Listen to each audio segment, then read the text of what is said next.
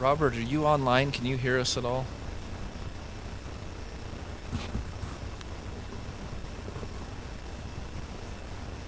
Okay. So it's just the two of us. Those two. Well, then we better wait a couple more minutes for one of the other two to come in. He said he'd be a couple minutes late, but he'd be here right after 4, so imagine he'd be here shortly. Talked to Matt earlier, and he said he was going to be here too, but he didn't say anything about. Oh, okay. Well, if Robert's on, should we get started, or do we want to? It's your choice. I mean, we can always start with intros and stuff, right? Let's do that. Robert, can you hear us okay? Yes, I'm able to hear you. Thanks.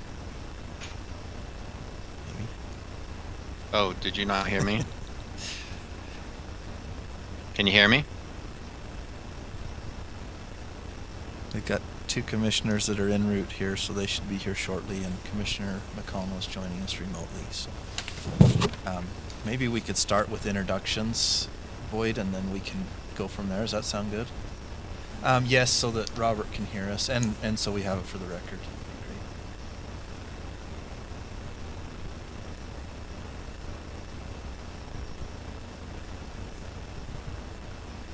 Great. No, can't hear you, Robert. Sorry. Can you hear me Can now? you hear me okay? I can hear you. Great. But you're not able to hear me. This is Robert. Okay, so we've got John Ritchie. He's the Utah State Deputy Fire Marshal for the state of Utah.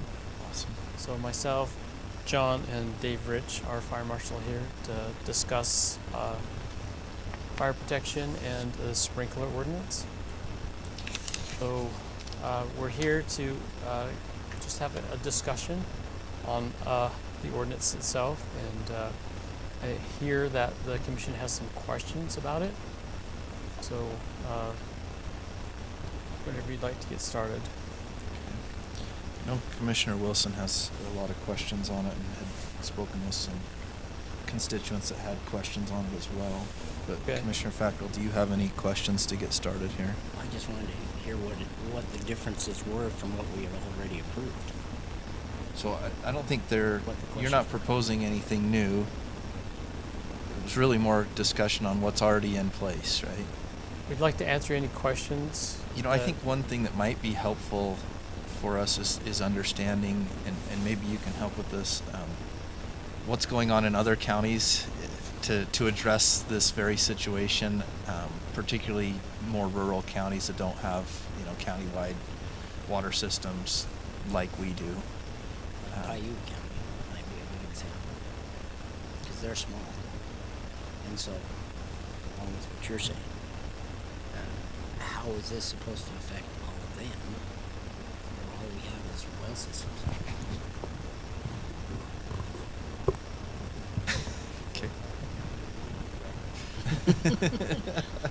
Here's one that said it was small, and you're right. So I do not know what they're doing, but again, they would follow that same code. IFC, International Fire Code 2021. If they've adopted it, that would be their guiding rule, Okay. and that they would follow that as well. And we would, we would do what we could as a state.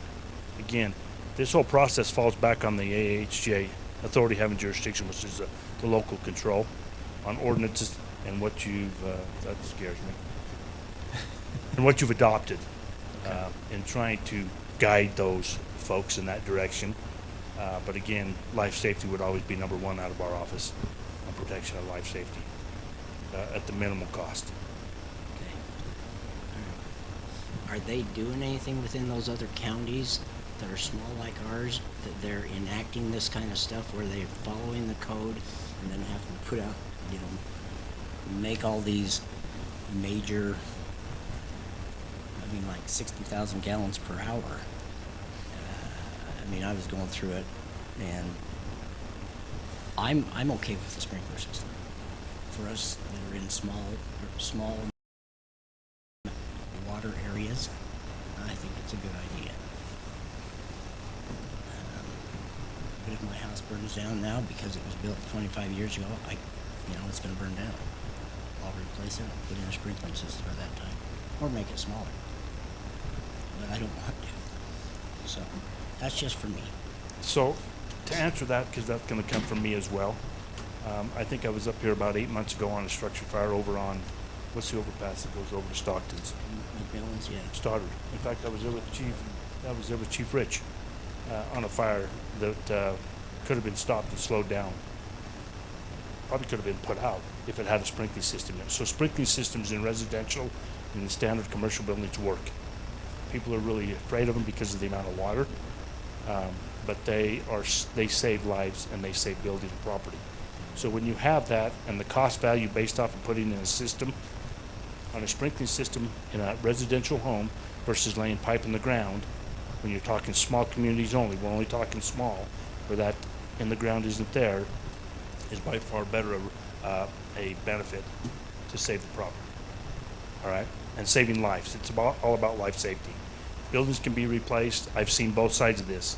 So I did 32 years in the fire service with Royce City. I was a fire chief the last 12 years of my career. I retired in 2012.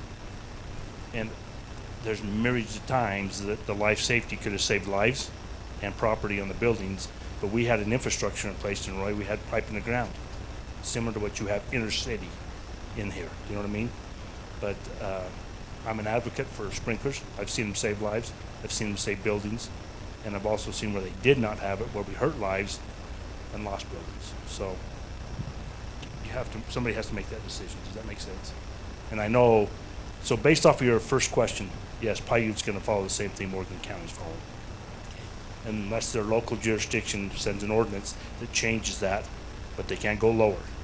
If they've adopted IFC, they're at 3,600 on the sprinkling system below. I hope that helps, Yeah, that Commissioner. does. I So appreciate it. I got a question. I apologize for being late. Tried to get here on time, but so I guess I want to understand when this was presented to us. I can't remember how many months ago, Boyd. Maybe 8 months ago. The interpretation or understanding that I had personally was that this had to be done, and not only had to be done, but it was by ordinance, by International Fire Code. This had to be done. Every county, every city, doesn't matter who. We don't care who you are. This is the number, and it has to be done. And that was the understanding I had. So what happened was we had a resident call in, and they said, "Hey," and of course, I'm not too concerned. I got to say this as best as I think I can When a- push when a back resident- though the open meeting, because I went back and listened after we had this discussion, and it was about the transparency to say this is what's being required by our authority having jurisdiction, and we're making it transparent because a lot of times residents will come in and they'll go through a process and then they'll finally get to fire toward the time they're trying to get a building permit, and fire will say, well, you got to put in a sprinkling system if it's this. I think maybe what you're feeling is we were saying this is allowed by, it's not, what's required is a fire system, a water system. That's what the IFC requires. The exception to the water system is what the authority having jurisdiction determines is safe for the community. So yes, it's required by the IFC. The state mandates we adopt the IFC, which we've done. And what the IFC requires is a water system. The exception to that rule is what the authority having jurisdiction can determine, and that can change depending on the AHJ, right? The authority having jurisdiction. So let me pause you So, right there. So when well- you say that can change, that's where it's kind of like, okay, so depending on who's there, they can say, well, and the point I was getting to, and then I'll let you keep going, Garrett, Okay. is that the resident that came in said, I'm just over the square footage, and I got an estimate for the sprinkler system, and it's $30,000. So that's a high percentage of total costs. I'm not discarding life and safety. Every time we step out of our house and get into a car, that's a higher life safety than any fire ever. But let's go back to what you were saying, Garrett. So the resident is 1,400 over, so not just barely over. It's not like 3601 or something like that, Whatever it right? is. Yeah. And then what I was trying to say is we wanted more transparency with the code, because let's say the authority having jurisdiction changes. Someone comes in that now says, I'm going to require it for this, or I'm going to require it for that. If there's nothing in the code, then the authority having jurisdiction has even more discretion than maybe the commission would like, right? And so by putting what the authority having jurisdiction, what their thought on the process or how they're managing it into the code, it provides transparency for the resident at the beginning, because they're not going to be an expert on the IFC, and even if they are, they probably aren't going to reach out to the AHJ to determine what the standard is for the exception to the requirement for a water system, which we have very few water systems. I mean, there's a lot of places in the county that doesn't have a water system, so there's going to be a lot of exceptions that are granted. This allows the transparency to take place, right? To allow what is required by the state, which is the IFC, to have an exception that is codified, so our residents don't design that 3650 square foot home.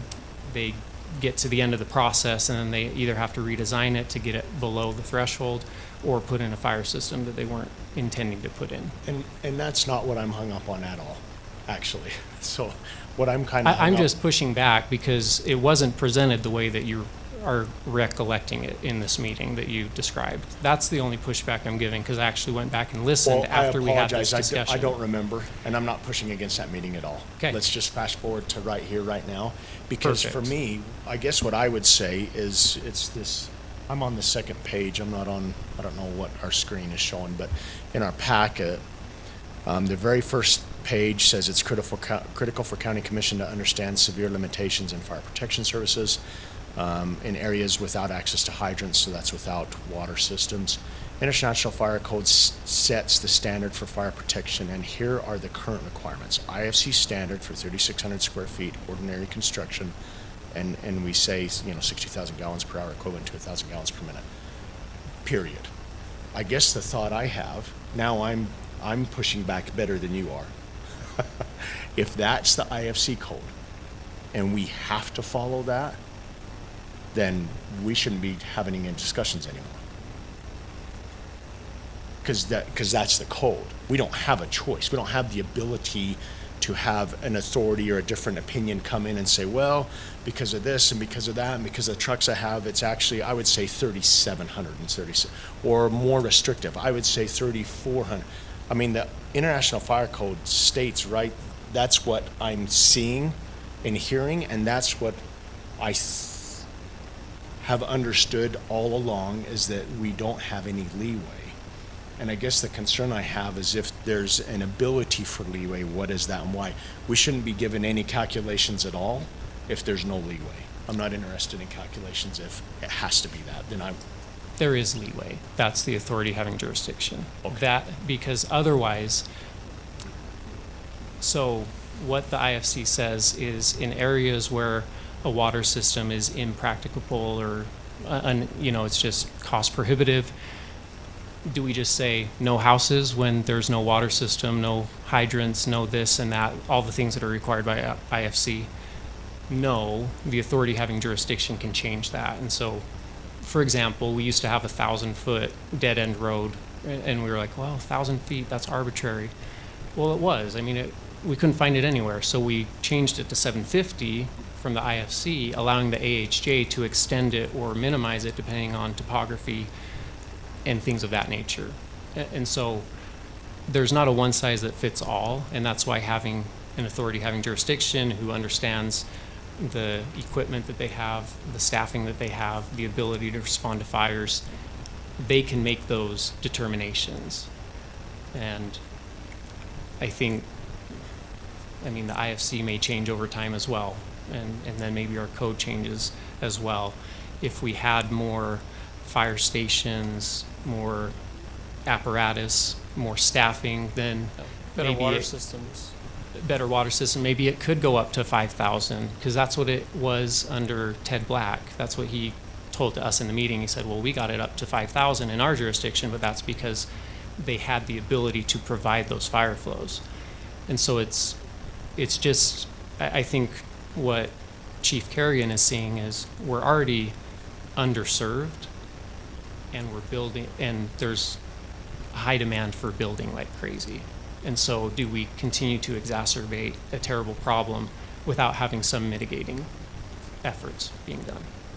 Yeah, and I think the high demand for building for the majority of the county is subdivisions which have water systems. Well, we have the ability under a recently passed code to have a 25 lot subdivision on wells too. So I'm just gonna once again say that may be true, but this is once again the exception. We're already making an exception to the rule. That exception is not transparent to the community, anyone reading our personal, the Morgan County Code, without the fire sprinkler ordinance that we passed. And like Commissioner Fackrell mentioned, we haven't had a fire sprinkler system for large structures outside of water systems, so this is new. No homes that I've lived around in all my life up here none of them that are over 3,600 square feet have sprinkler systems. So it's definitely a new concept to understand and to accept And I think, and to see. So the bigger. but would it also be fair to say that the older homes are more likely to be under 3,600 than the newer homes? The other concern that I have is that seeing how little pumps operate and relying on them to operate immediately and when they need to, and how often they need to be serviced, and leaving them up to the residents to service. And it kind of, I can see, in fact, from Boyd's calculations, we probably should have sprinkler systems, any homes over about 1,000 square feet. So That's correct, but for with the that state s- prohibiting it under HB right. So with that said, 281, I'm we still can't go lower than 36. I'm still concerned about these systems operating off a well. But I don't that's know not- if what that's something what we kind. can't control well, let me either. finish real quick. Sorry. I apologize for Garrett interrupting and interrupting. I just need to get my thoughts out, and then I can kind of hear you. But the other thought I had is how these little water systems on a well operate. I think we have a tough enough struggle that I've seen, and this is just from personal experience on a well. I don't know how many are on a well. I was my entire life, but there's many times where that well won't work or where something happens with the pump. I probably think of 20 times over the years I lived in my home with a well. So you've got to go out and fix it. You got to go out and figure out what's going on. It's either the pump, it's either the breaker, it doesn't matter what it is. And I guess when we add, the thought I have is when you add a pressurized pump in that system for a sprinkler system, how does that, I know how it works. I've designed them. I just worry about the maintenance and operation of that also. I am concerned about the $30,000, but at the same time, I think Garrett would speak to this the same way. But it's similar to say, well, this is what the requirements are for you to build a house here. I mean, it doesn't matter if it's fire and water, doesn't matter if it's sewer, doesn't matter if it's trusses. Here's the overall cost. So I get that and I hear that. I just want to make sure that we're looking at this from all the angles that we can and understanding this the best that we can to make the best decision we can. Okay, I now have got my thoughts out. So yeah, go ahead and fire back, but those are my thoughts. So. Well, I'll just speak to the $30,000 on the sprinkler system for the residents. We can either look at this as these people are moving into our county, right? They expect us to provide fire service. We can't provide fire service if we have to haul water so much. There's not really a fire department in Utah that can really haul water the way they need to. So if we have to haul water, then it puts a huge burden on us, on the taxpayers. We have to now buy more water tenders, and we have to have a place to put these water tenders, so we have to build more buildings, more cost to the taxpayers. Versus the person moving in, yes, it's $30,000, but at least now we have some fire protection. Yes, it does take maintenance to keep them going, and if they do their due diligence, they'll keep maintenance on the sprinkler system. So not only does it provide protection for them, it provides protection for our firefighters too, as they go into these buildings and then we have flashover. So it's either a burden on the homeowners moving in or the taxpayers that are already here. We could easily bump this number up if we have some water systems. We're gonna have to eventually get some water systems, whether we put that burden on the developers or the taxpayers, one of the two. And that's where we could start looking at ordinances again, like if you're gonna put a subdivision, more than 3 homes or more than 10 homes, you're gonna have to provide a water system. And once the water system's in, now we can start building on it.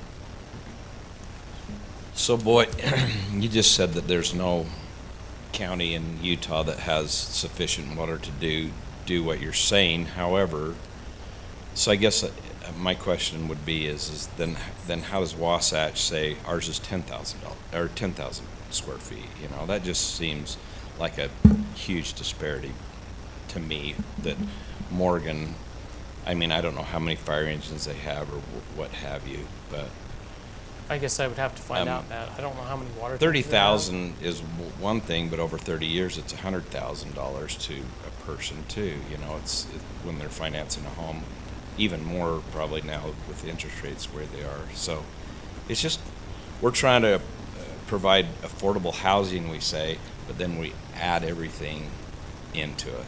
Right. And And I understand that. it's a difficult just thing. on my perspective, right? My job is to provide safety. for the I know, but community. like you said, are you gonna, like Jared said, are you gonna drive my car for me? What, you know, we all have risk in our lives. We do. We have to take a certain amount of risk and say, here we go. We can't have Big Brother always watching over us and taking care of us. We try and have to use our common sense and say, this is what I feel like I can do, and that's why some of the residents say, well, I'll sign something, you know, for crying out loud. I'm not that dumb. I can handle my own situations, and And if they we've sign had something, in my lifetime up here. I don't know how many homes we've had burned down, but very few, and I don't think we've had a life lost in my lifetime here from a fire. But so they look at that kind of stuff. I'm just giving you the other side of the look that I hear from people, and it's common sense too. So it's not just Big Brother, we got to take care of you, you're a bunch of idiots. It's we too can take care of ourselves. So that's what I hear. right. And on the flip side, so you do have a residence that says, signs off, say, hey, my house burns down, it burns down. There's no insurance company that's going to insure them. The insurance company won't allow that. That's why these codes are in place. And again, it puts a burden on the taxpayer. His house catches on fire, all our apparatus has to go out, the taxpayer has to pay for all this apparatus, all this manpower. And again, if his house catches fire, and let's say it's close enough to another house that catches on fire, now the burden's on that. Or it moves from the home to the wildland, and now the taxpayers have to pay a lot of money to put out the wildland fire. So how would you respond to them when they say, well, why is Wasatch 10,000 square feet? It can be cash too. My brother built a home over 3,600 feet in cash 2 years ago, and no sprinkler system was required. So But I don't know what how do you it is. explain I that don't to know what people? it is. I can try to find out and bring you some information on that. I don't know what kind of water system they have. Well, it But sounds that- like maybe one of the differences is the hauling capability, correct? Could be. If they have more. So, I mean, it sounds like one solution to this for our county could be, we could look at acquiring more hauling capability. That's correct. And then we could say, we could run those calculations and say, yeah, we have enough hauling capacity that we can handle a 5,000 square foot house. And if so, then we feel comfortable changing that from 3,600 to 5,000. I'm just throwing out a thought here. That's exactly right. Now, to that point, though, maybe what we ought to look into, because I don't think it's necessarily fair, again, that all taxpayers share the burden of that increased cost, although everybody does benefit to some degree. Maybe we look into, we used to have an impact fee, a fire impact fee line item, and we got rid of it years ago. But if that's something that could be used for that type of equipment purchase, maybe that's something we ought to consider, and we could say, hey, we're going to have an impact fee that's going to help. So those new folks that move in might pay an extra few $100s in impact fees to help purchase that equipment. Still a lot better than 30,000 for a system. And maybe it gets us to a point where we can raise that number and all still feel comfortable.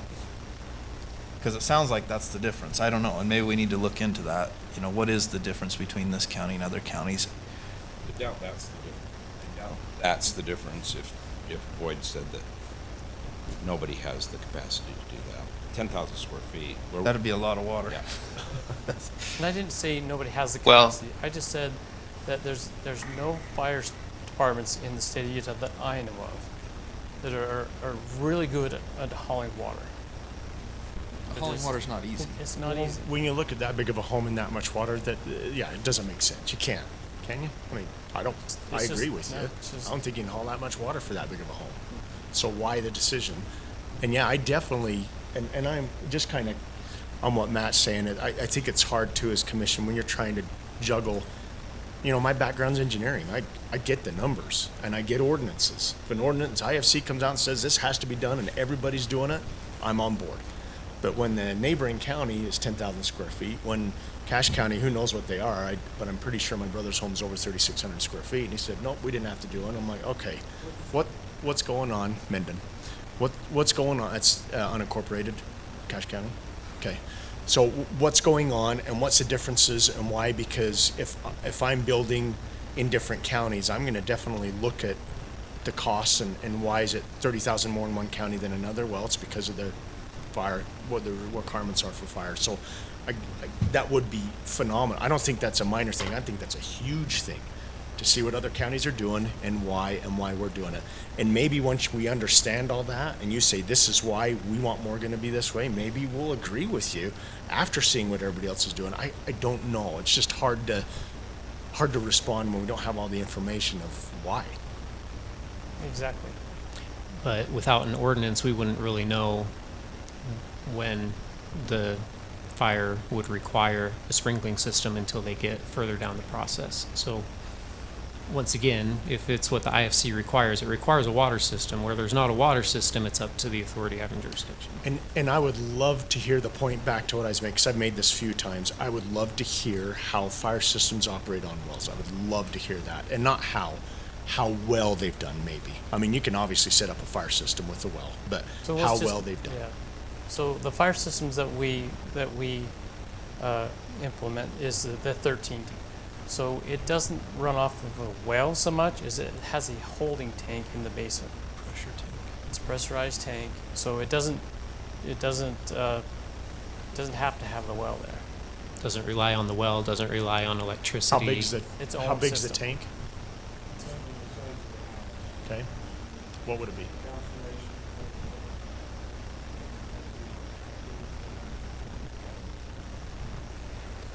And as far as the Cache County, I did talk to their chief, and I'm just recalling it now. Dave just reminded me, but they did have the same issue. He did do the same thing. They tried to get an ordinance in for sprinklers, and the commissioners decided to buy water tenders. They bought 4 water tenders, and they placed them in each individual stations. But they have more stations than we do, so they have more manpower. Yeah, and we're still volunteer, paid So- part-time. Are you guys able to hear me? We can Yes. hear you, Robert. So Wasatch County, for example, has a chief, 3 assistant chiefs, 4 battalion chiefs, and multiple captains. They have multiple firehouses dispersed throughout their county. They do have a fire impact fee, and they're building another main firehouse. So they have a lot more resources in their full-time department to fight fire than we have with our single station. And, you know, we have a relatively large geographic area. I think these are relatively small systems. They don't have large tanks, but if you have a fire that's isolated in a room and the sprinklers are activated in that room and it controls that fire, puts it out, or controls it for, you know, the response period, that's the advantage that you're seeking to have. The other question I have, Jared, maybe you can ask this. If we don't have the exception, then is the fire code simply saying that you can only construct in areas with a working fire system? Yes, that's correct. So I believe it's 507.1. I can pull it up if you want, but it does say that it requires a water system, but then it allows for the exception. So if our authority having jurisdiction said you can't build without a water system, he'd probably get fired. But I mean, but they could take that position and say no one builds unless there's a water system.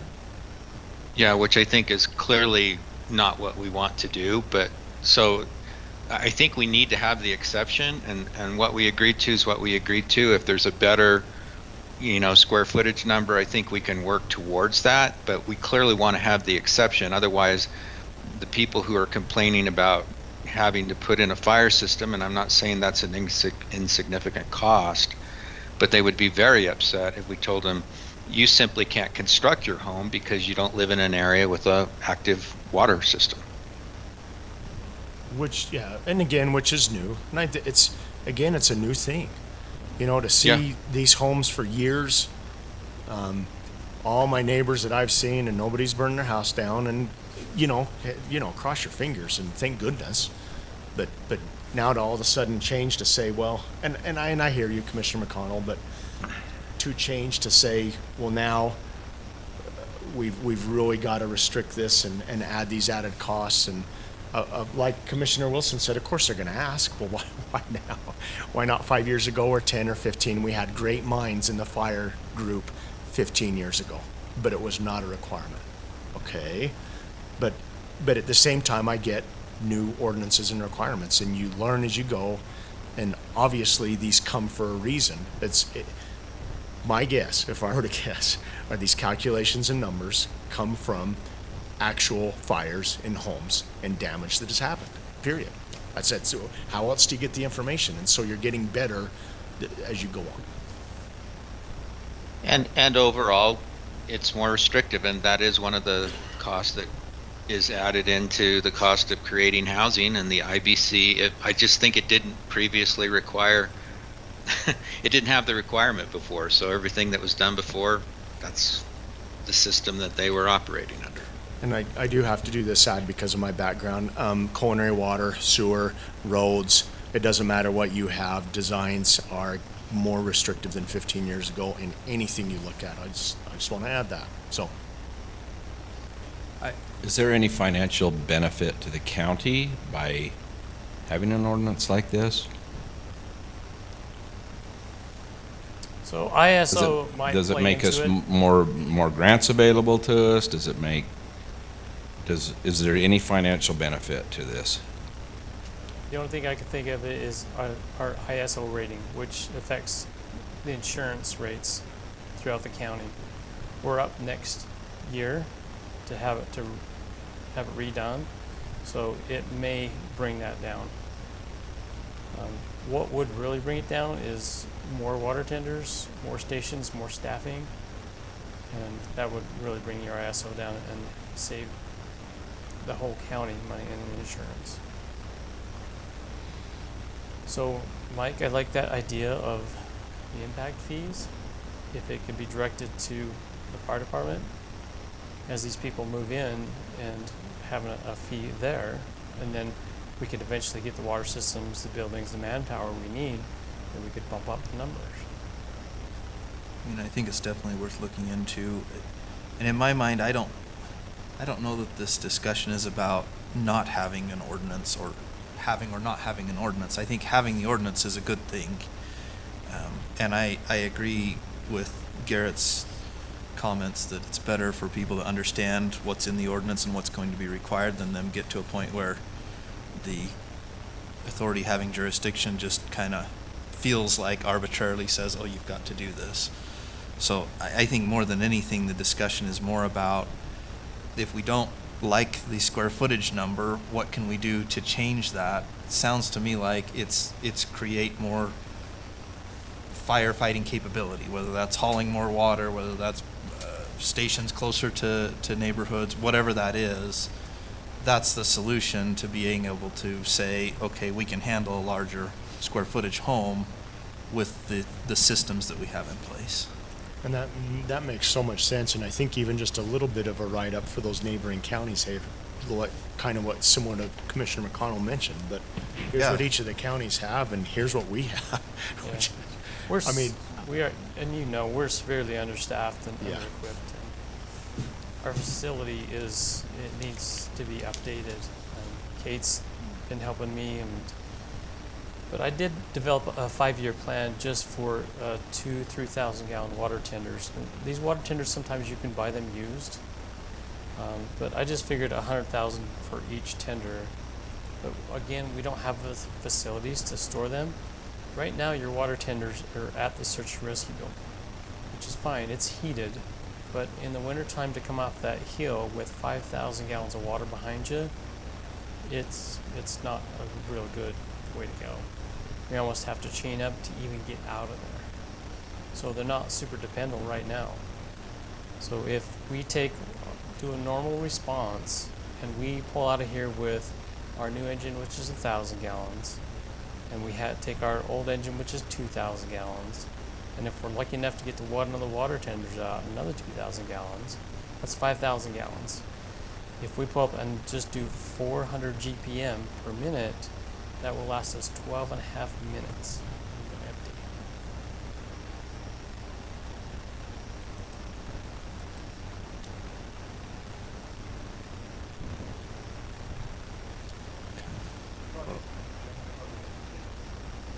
No, go for it.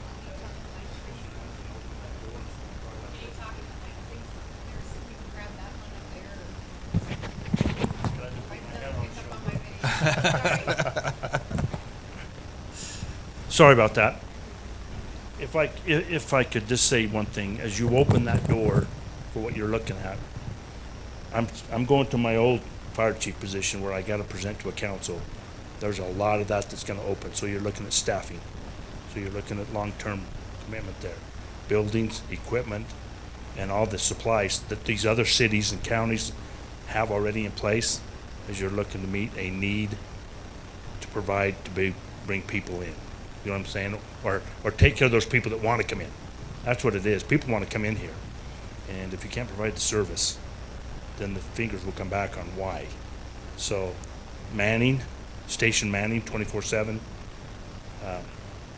equipment, getting it there, that's all going to come with a consequence. So you're talking about issues at the same time. It grows and grows and grows as we're all in the fire service trying to make sure we maintain manning, have careers that are people that have a 20-year career that can maintain that level, that wage, provide the equipment, get on scene. Because what you're talking about here on water supply, you're talking about in a 60-minute window. So break that down. You're volunteer. You're paid on call. It's delayed. You're not going to get what's optimum when you're saying 7. We're going to make 7 trips. If it's in the middle of the winter and it's snowing and you got to go up a hill, you might get one. You're only at 380 gallons or 920 gallons, and you're running it on a 1,200-gallon pumper. You're going to burn the building down with anything you got, regardless of saying we have this stuff in place. You know, there's a whole lot of things at play, so it might take a little longer than just saying. But I like where you're going on the impact fees. That helps pay for equipment and recoup it for the person who wants to build 22,000 square feet. So just for thought. You mind talking this? Yeah, I just wanted to say for a minute about the impact fees. They need to be really looked at close, because the impact fee that the county had for fire before, in a period of 10 years, we got about $6,000. And that's what And they stopped 6,000 is doing not it, going to Dave, go 'cause, very yeah, far. there wasn't enough money. So, But I think if you have as part of that plan, hey, we know we need to buy X number of tenders, or we know when we hit a certain population, we need a second station, I think that changes how you calculate that impact fee to begin with. And it may mean a little more money, you know, maybe that's $1,000 impact fee, I don't know, you know, but that's still cheaper than $30,000 for a sprinkling system if it allows us to both benefit everybody and still provide an opportunity for a slightly larger home, you know, without a system because of that or whatever. Great, you know, maybe we can kind of kill 2 birds with 1 stone. Is my I thought. agree with that, Commissioner. I just saying what we had before. You're right. It was wasn't like even $20 close. or so per home. There was a point where some of that money was supposed to be paid back, to people, and I don't think it ever happened. And it's almost like a weigh options and weighing, and I know with culinary and sewer, typically they can be anywhere from $5,000 to $10,000 for impact fees. But you almost have to weigh. It's almost a thing where they would weigh, well, how much would I be paying for a sprinkler system versus how much would I be paying in an impact fee? But then we would have to say, well, we got to make it worth it enough that we're going to have the water tenders, whatever we're going to have in the areas, to make it worth our while too. I don't think if we're going to do anything, or if we don't have an impact fee, I'm not sure if we could even move off the 3,600, especially with the information it'll get us from the neighboring counties saying, well, they've got, this is everything they have. We have a fifth of what they have. Yeah. I did do some calculations on the water tenders and a building. We did get a bid on a building. It was a 60 by 80, so it would hold both the water tenders and brush trucks. And it came in with the water tenders and the building. It was like 1.7 million. That's how much things have gone up since we looked at that building last. But can I just show you a little video on sprinklers? Just like a 3-minute. Sure. As he's pulling that up, I just wanted to thank the state fire marshals because they've come multiple times. They've been working with us, and something that did come out in both of our meetings, even though it was really brief with John today, I think as a county we can do better at explaining options for our residents. Because let's say that someone wanted to do a 7,000 square foot home, and I'll let that go. Well, okay. If they want to do a 7,000 square foot home and not put in fire sprinklers at all, if they could design it in a way that they had the fire resistant separation between, you know, the 3,500, you know, there are options for doing that. And I think as a county, we can present that rather than saying, well, you just have to put in a sprinkler. And I'm not saying that's what they do. They do explain those options, but it's really difficult when a resident saying, well, where in the code does it say 3,600? You go to the IFC, they can't, you know, it's hard to explain it all. Bringing that, the transparency of what the AHJ is requiring to our code, it makes it really simple to say, well, here it is in the code. However, if you want to do a fireproof door, you want to do these fireproof materials between, because what Dave Vickers has said at multiple meetings is that it's really about the fire load.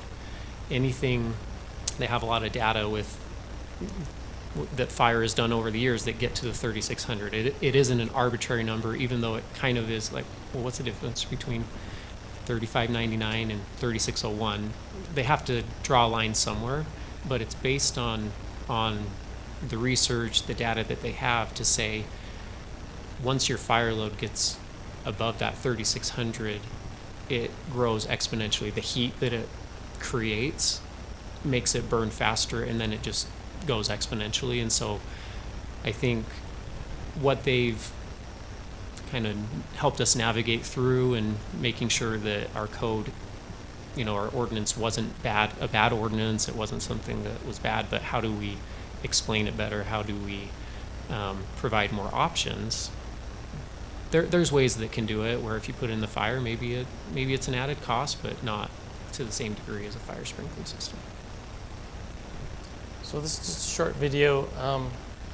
Shows you a room on contents fire. Very simple, and it doesn't have a lot of the stuff in it like normal homes do. It's just very small. The first one is one with sprinklers.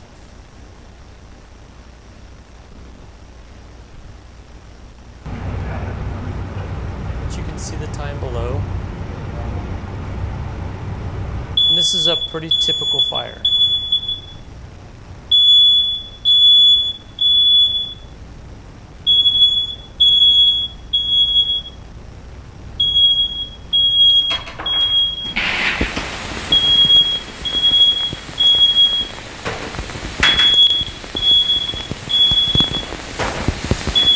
Let's just say this is hooked up to an alarm system that goes to our dispatch center, and we've been dispatched.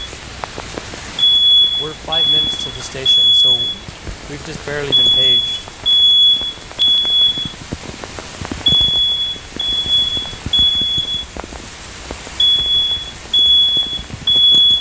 Getting close to the 300-gallon mark. Come on, go out.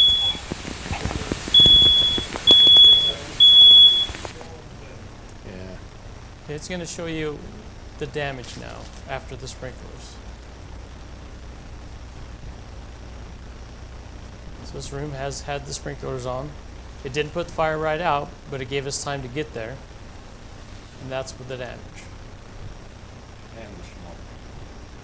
There was some smoke damage, but any more of that can be mitigated pretty easily. There is some sheetrock damage. Let's get them. Same room with no sprinkler system.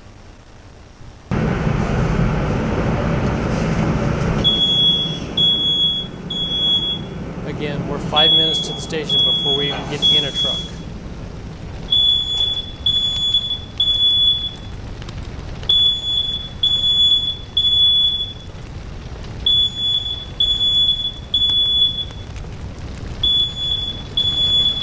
You can see the smoke at the top as it traverses down.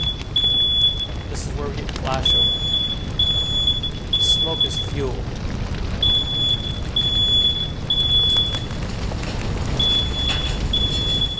We're 1 minute into this. We're still not at the fire station.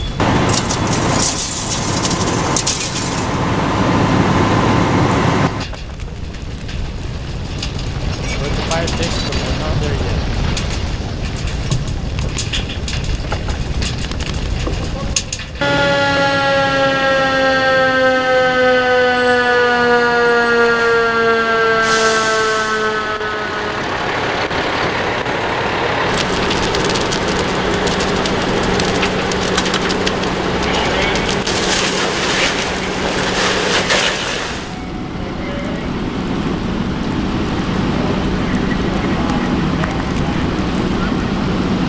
It's not the fire that kills people, it's the smoke.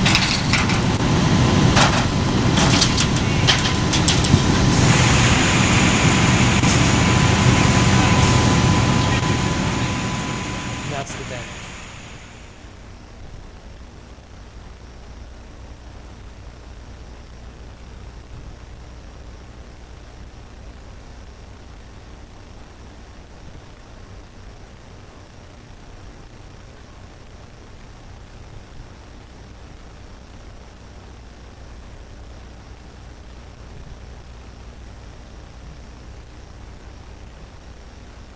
So that's all I have, unless you'd like me to find out about Cache County some more. And bring that to another session. I mean, I think it doesn't hurt, Boyd, to just have that information so that we can say, hey, I think our biggest problem or biggest issue is that we have constituents that come to us and say, we feel like you're being arbitrary with us. And we'd really love to have some good data to say, you know, I can understand your feelings.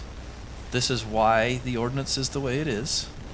And, you know, let's work on a plan to try to change that. If that's the goal and desire of the commission, then let's work towards having the systems in place that would allow us to fight larger fires and thereby have larger homes without sprinklers. That seems reasonable to me, and I think there's ways we can do that without it being a huge tax burden or a huge burden on current residents of the county, and maybe place a little more through impact fees and other methods on those who are building new homes, but still be way more cost effective than a sprinkler system, at least for some people, you know. Again, a 10, 20,000 square foot house, yeah, that probably needs a fire sprinkler system, and quite frankly, I think if you're building a home that large, that's probably, cost is not an issue. So I think what we're really more concerned about is those that are trying to, you know, build on a budget and stay within it. And certainly there's the concern for this life, safety, and welfare as well. I mean, we have to balance that and make sure that we're not just allowing people to build giant homes and then don't have any way to save those when there is a fire. So I appreciate the time, John and Dave and Boyd, thank you for coming in and taking the time to talk through it with us and let us bounce some ideas off of you and you bounce some thoughts off of us. I think that's very helpful. So. Absolutely, and we appreciate you guys and your support. This council has been so supportive of Bristol Fire Department. You have always given us what we need. Yeah, lots change. Again, We would like to see some better water systems in the county, whether we do that through ordinances, but we definitely need some better water systems. I think that's good to know too, and it's good to hear that for the reasons that you're saying that. Because I think sometimes we need to really understand the reason behind why we're asking people to do certain things. I like that. Okay, I'll try Thank to get you. you some more information so you'll be better prepared for these people Awesome. that are coming up to you. Appreciate it. Thank you. Okay, thank you. John? Sure, if you can. Just a thought, you notice the fire sprinkler at 13 gallons a minute versus the nozzle, and there was 3 of them at a little over 3,200. There's why you need your water supply and your pumper to flow when you talk 22,000 gallons. You know what I mean? Because by the time you're there, you've got a fully involved structure. You're going to put it out. You got to have that water. So there is a difference there when you say, give me the fire sprinkler that requires a lot less water. It will still put that fire out versus master streams and aerial ladders and stuff that produce a whole lot more water. Just food for thought as we're going through a learning process. Good point. Okay, well, thank you. We'll take about a 5 to 7 minute break here, and then we'll get started.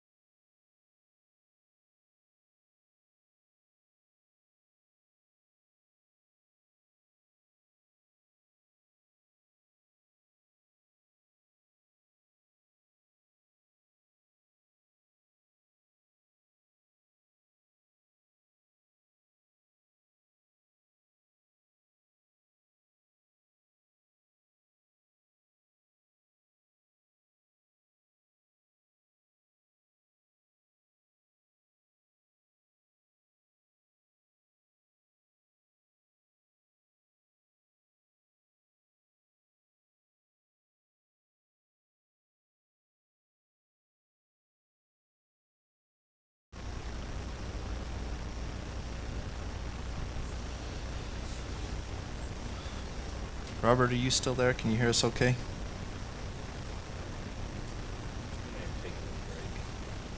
Yes, I'm able to hear you. Thanks. Excellent, thank you. Okay, we're going to go ahead and get started. Welcome to the Morgan County Commission meeting. Today is October 29th, 2024. We just completed a work session where we discussed our fire sprinkler ordinance and other fire items with the Utah State Fire Marshal and Morgan County Fire Marshal and Fire Chief, and appreciate their attendance in that meeting. We will begin this meeting with an invocation and pledge of allegiance, and I'll go ahead and take care of that, and then we'll move into our consent agenda items. Our Father in heaven, we are very grateful to gather here this evening. We're grateful for Morgan County and for the wonderful people that live here, our neighbors and friends and family. We ask Thee to please bless all those who live in our community, that they will be protected. We're grateful for the moisture that we're starting to receive, and we ask Thee to bless that we will receive sufficient throughout this winter for our needs next summer. We're thankful for the leaders of our nation and our local leaders. We ask Thee to please bless them. We ask Thee to bless us as we have an opportunity to elect our leaders here in the next few days, that we will make wise decisions. We ask Thee to bless us as we discuss the needs of our community this evening, that we will be able to have Thy Spirit and make good choices there as well. And these things we pray for in the name of Jesus Christ.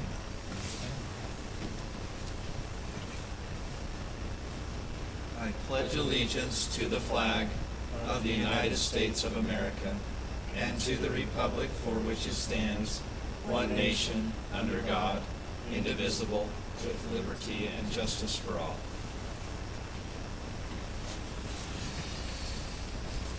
Thank you for your participation. We will move to our consent agenda items. We have 5 items this evening. Before we get too far into that, are there any items that any members of the commission would like to pull into the action item section? Okay, seeing none, we will look for a motion on the consent agenda items. I'll make that motion. Okay, we have a motion to approve the consent agenda items. All those in favor? Aye. Aye. Aye. Any opposed? My mic wasn't on. Aye. Gotcha. Vote was unanimous in approval. Thank you. All right. Declarations of conflict of interest for any commissioners on tonight's agenda items. Okay, seeing none, we will move to our public comment period. I'll just note that we do have 2 public hearing items this evening. Those are items 5 and 6. Those will take place after 6 o'clock this evening per state code, and there will be an opportunity to address the commission in public hearings for either of those items. Outside of that, this is your opportunity to address the commission.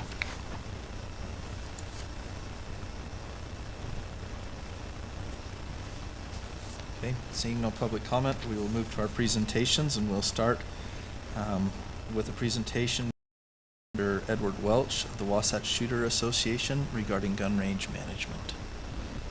And just while he's walking up, Mr. Chair, Ed gave me a call and was, I don't know what the best adjective to use is, but excited about managing gun ranges.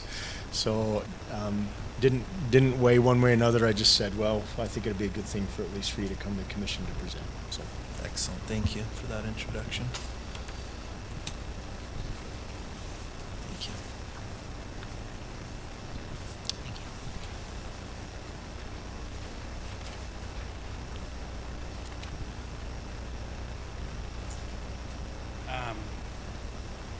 So with the closing of Davis County to the public of their gun range, Wasatch Shooters Association doesn't have a place to manage. It has over 700 members at the time. And so with that, and with the shooting at Morgan Range, I thought about managing that, being a possible option there. And so this outline here kind of explains a little bit of what we have in place now. We have a $2 million liability policy, and we also have a rider policy for the range masters that'll be there. Right now, we can manage up to 7 days a week or 3 to 4 days a week and still maintain the online presence that you have now with the range where you can rent it for 2 hours at a block for $15 for residents and $40 for non-residents. That only limits you to only 8 or so. I mean 5 or now with the later, earlier nights, so 5 or 6 individuals that could actually be at the range, unless someone allows them to join with them if they're only using the trap and the other guy wants to use the range. But that is one guy. Like when I get it, that's just me. I get the whole range to myself.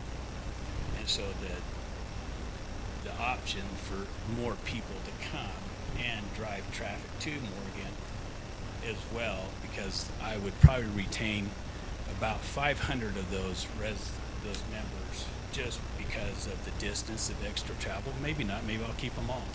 But I might lose 250 to 200 of those members by having to come an extra 20 minutes up the road from Davis County's range. So that's where managing it, we would have the instructors and the range masters there during the day.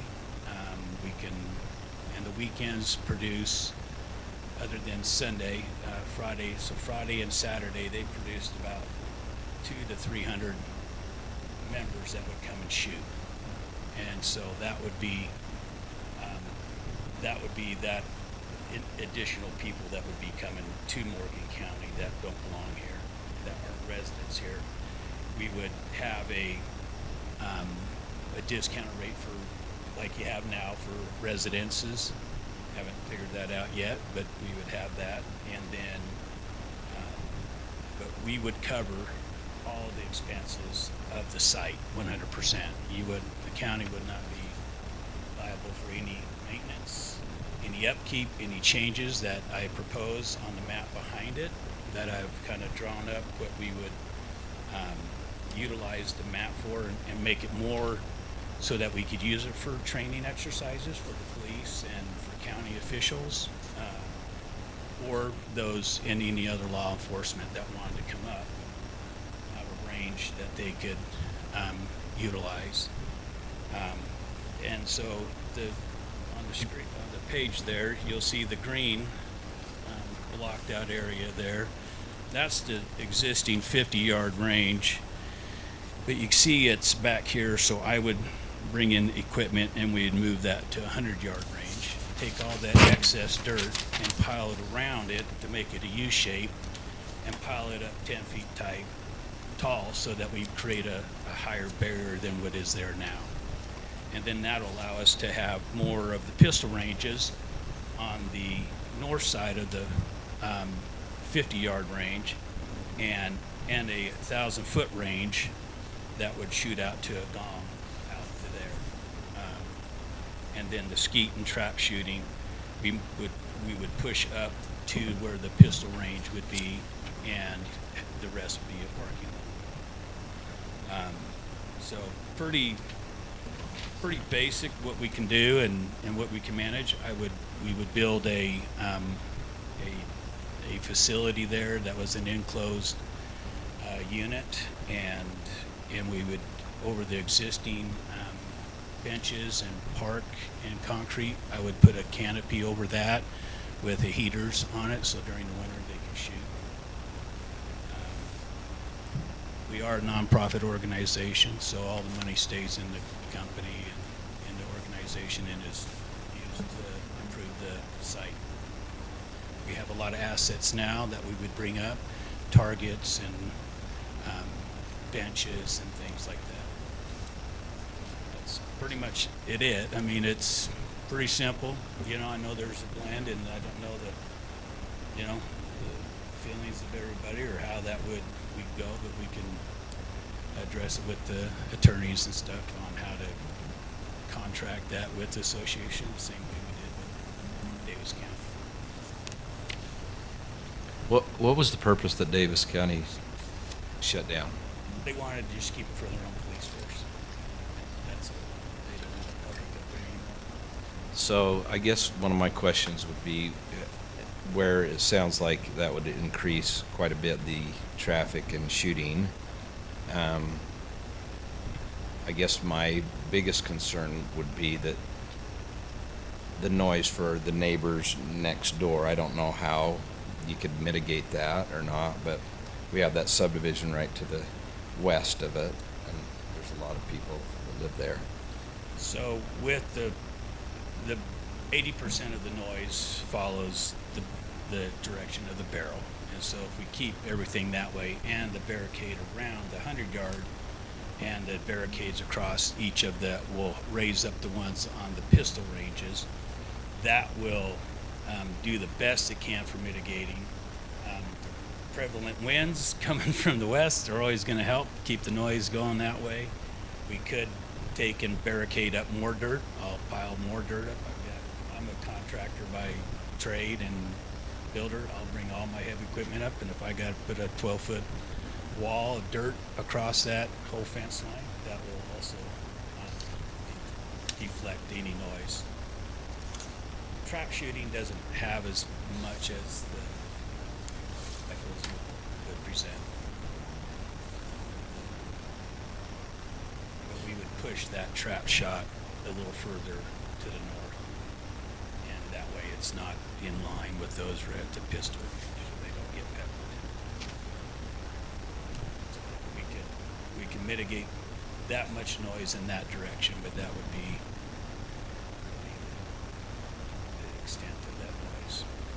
And if there was a curfew between times that we needed to operate, I'm good with that too. So how would the finances work then?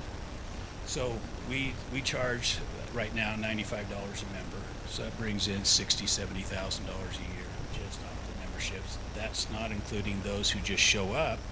So we would manage the funds from that, and those who showed up there, they get basically about the same fee that you charge now.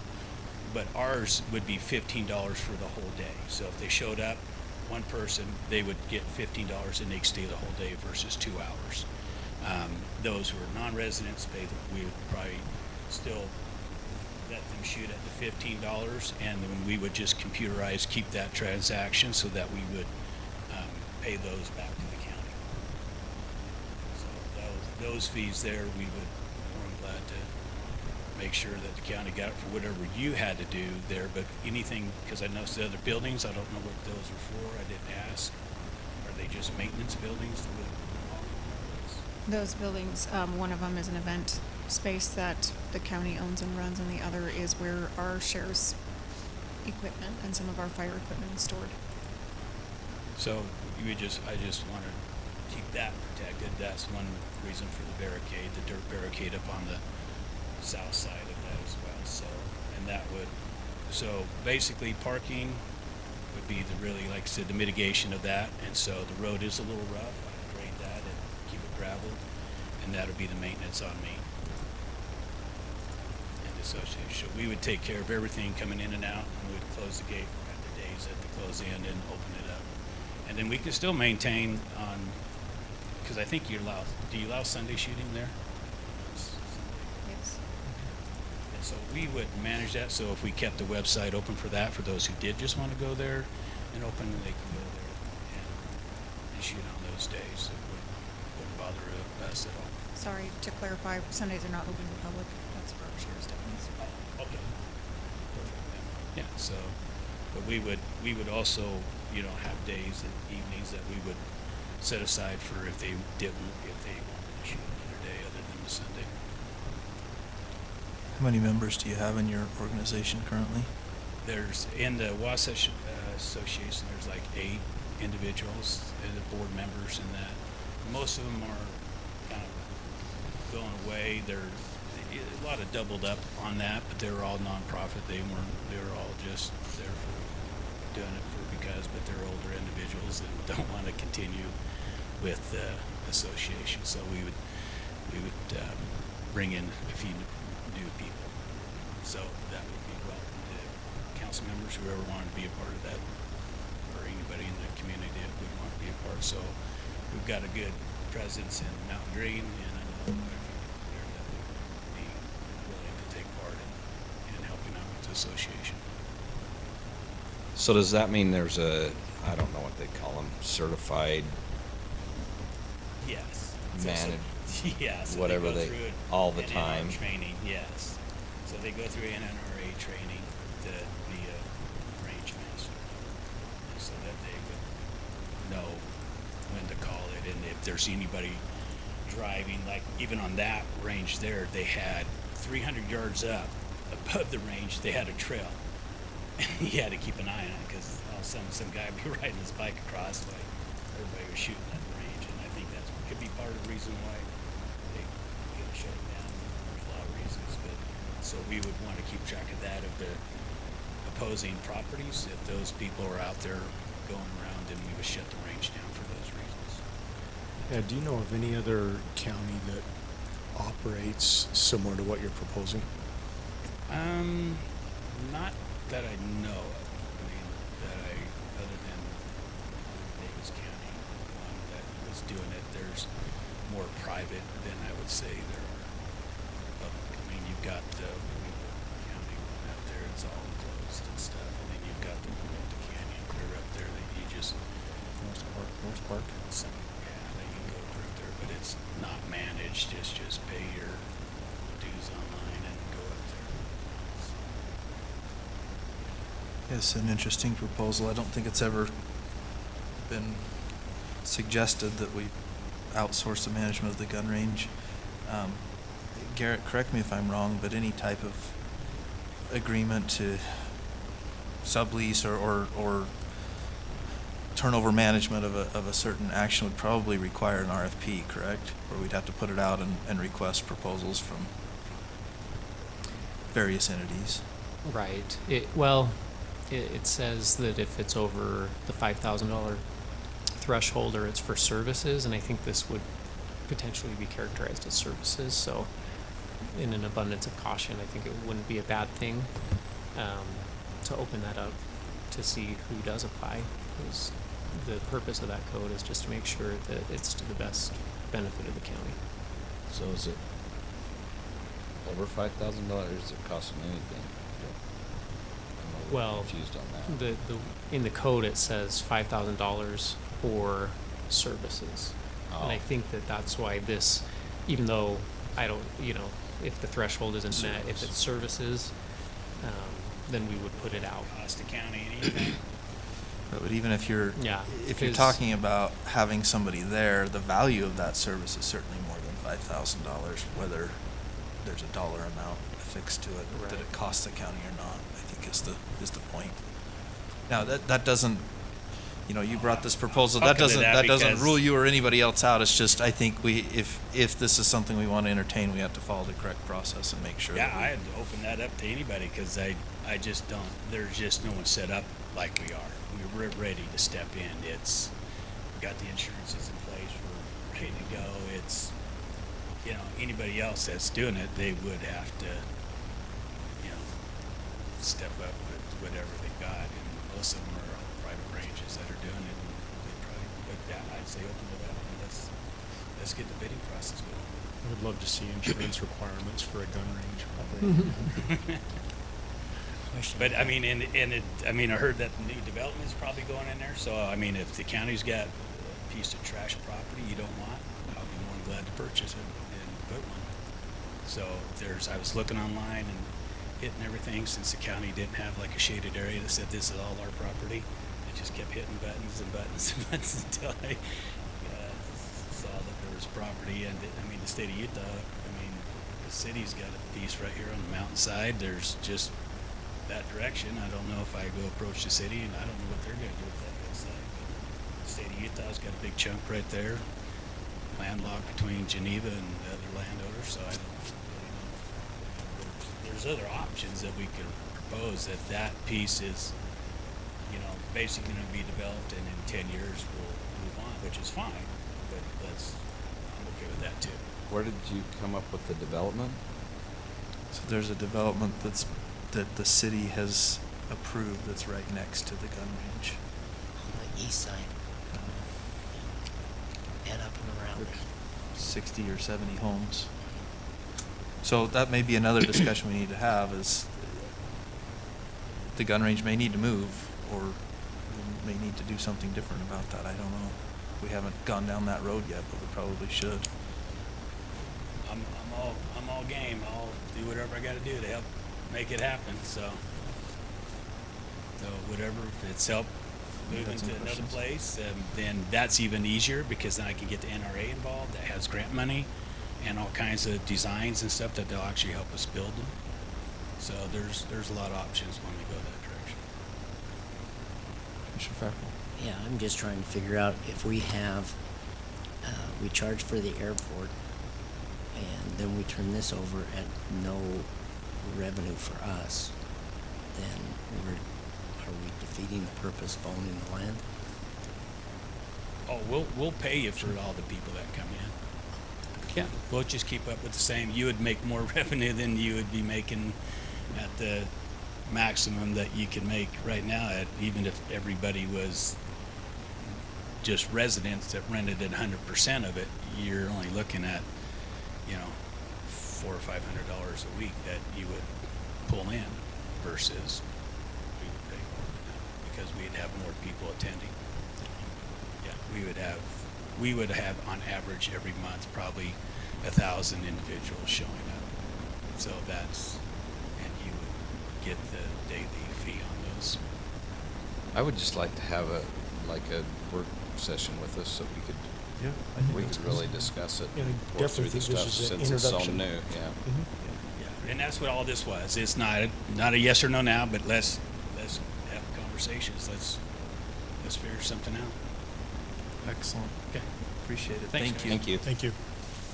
Okay, we will move to our second presentation. Kate Richardson, Utah Department of Natural Resources, Wildlife Resources. Hi, thanks for having me here today. Our Utah code requires that we come present about any of our proposed land purchases, so that's why I'm here, to just give you guys a little bit of information. So this purchase will be at the East Canyon Wildlife Management Area. It's actually currently in holding. And so we already had owned that northern piece of property. There's kind of some black lines that can show the difference there. And then that lower piece was just purchased. We closed last July on that purchase. So then it made this piece of property that's in blue and in holding. And so it's about 318 acres right now. And it's really great big game habitat. We're always excited to remove in holdings. It makes things easier for hunters and for us as far as management goes. So this piece of property really benefits us. It's great winter range and some summer habitat for deer, elk. We've got sage grouse leks in the area, and there's some forest grouse as well as many other wildlife species. This piece also contains a really important piece of deer migration corridor. And it is in the area of the Summit Sage Grouse Management Area that's been in the works for a while. And then in Morgan County, there's not a lot of public land, so we love more continuous hunting area access as well. So we have a really great wildlife tracker program where we get to GPS track a lot of animals. And so I've got the the elk up there are kind of that blue-purple color. Mule deer are in red, and then the sage grouse are in green. So you can see how this is a really important piece of property that's surrounded by a lot of wildlife. And then that big yellow, you can see that deer migration corridor goes straight through this piece. So that's my information, and then I can answer any questions you have. And then I have a letter if you are all willing in support of this purchase that you can sign for us. Questions? I don't have any questions. Appreciate the efforts in acquiring some more property, and hopefully it'll be good access for the public. So it's great. Yeah, if you'll bring that letter here, we can. And just for the benefit of the public and the commissioners, this is a letter to the governor, just saying that we support. Oh, it's here on the screen. Saying that we support the the purchase. We've done the same thing with another, I guess it was more of a land swap on the other side of the Croydon side. So. Thank you, appreciate it. Okay, let's move to our action items. We'll start with action item F1, Brett Heiner.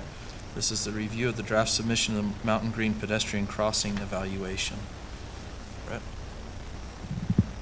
Yeah, Commissioners, it wasn't too long ago we was here asking for this study. It didn't take too long to get it, which is a good deal on this situation here, I think. Have you had a chance to read it?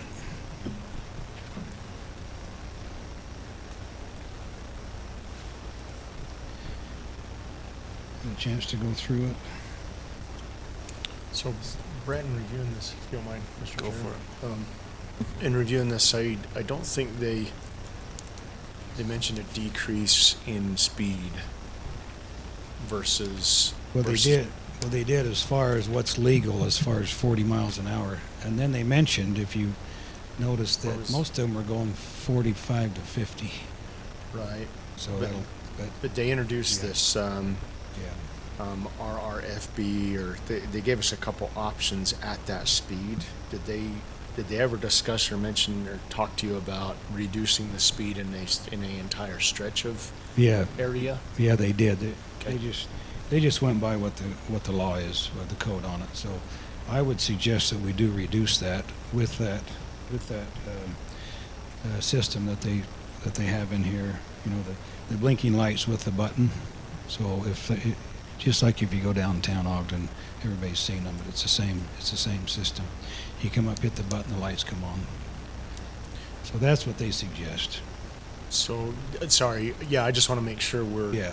because I didn't read that in here. What I read is that they wouldn't lower the speed for a certain area, but they would say this is the kind of lighting and flashing we need They did say that, at 40 miles an hour, and I'm like, well, I it's did probably, talk to him about that, I guess is what it really comes down to. We did Yeah, have more probably. conversations than on here, so I think you'd be crazy not to do that there, to reduce that. I think we talked about that in our last meeting when we ordered this study.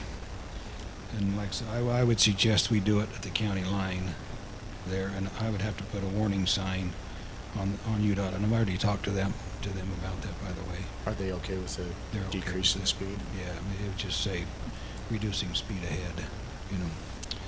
And then I would suggest that we take it a little farther too. Our choice is to just take it in that area, or take it to Cottonwood Road, or take it to Silverleaf. I would suggest we take it to Silverleaf. So, myself. whatever we end up doing, I'm not disagreeing with any of it. I definitely think we need to include the transportation engineer and just say, hey, in asking this and wanting this, does this make sense? Does it make sense for growth? Would that work in this area? Yeah. Just watching the speeds. I mean, we're down there a lot. You know, if you have a 40-hour speed limit, most of the time they're going a little over that. If you have a 30, they're going to go closer to 40 a lot. So I think it'd be a good thing to reduce that. It wouldn't be a big expense to do that part of it compared to a crosswalk, you know. So you're saying that you don't want a crosswalk, or you do want a crosswalk with the sign? With the sign, yeah. Okay. Now, when I was talking with Representative UDOT, they were saying that since it's a county road at that point, we can put the speed at whatever we want. Yeah, we can do that, yeah. So the problem is if you have it 25 at Trappers Loop Road, where it changes to county, if you have it at 25, you can't go from 40 to 25. So No. we gotta Gotta communicate with them a little bit. And Yeah. we wanna do that. I'm just saying that if we wanted to set it at 35, we could set it at 35, or we could Yeah. set it at 40. That's what I would suggest. It's at 45, I would say reduce speed, and whenever you reduce it 10 miles an hour, that's an average. So a lot of times 5, you can go to 10. You can go more if you'd like, but it doesn't work as good. 35 would probably be a good speed, and we can monitor that and see how it works. So that would be my suggestion, and having conversation with Wasatch Civil. They agree with that system, reducing it to 35. It's just the distance we've got to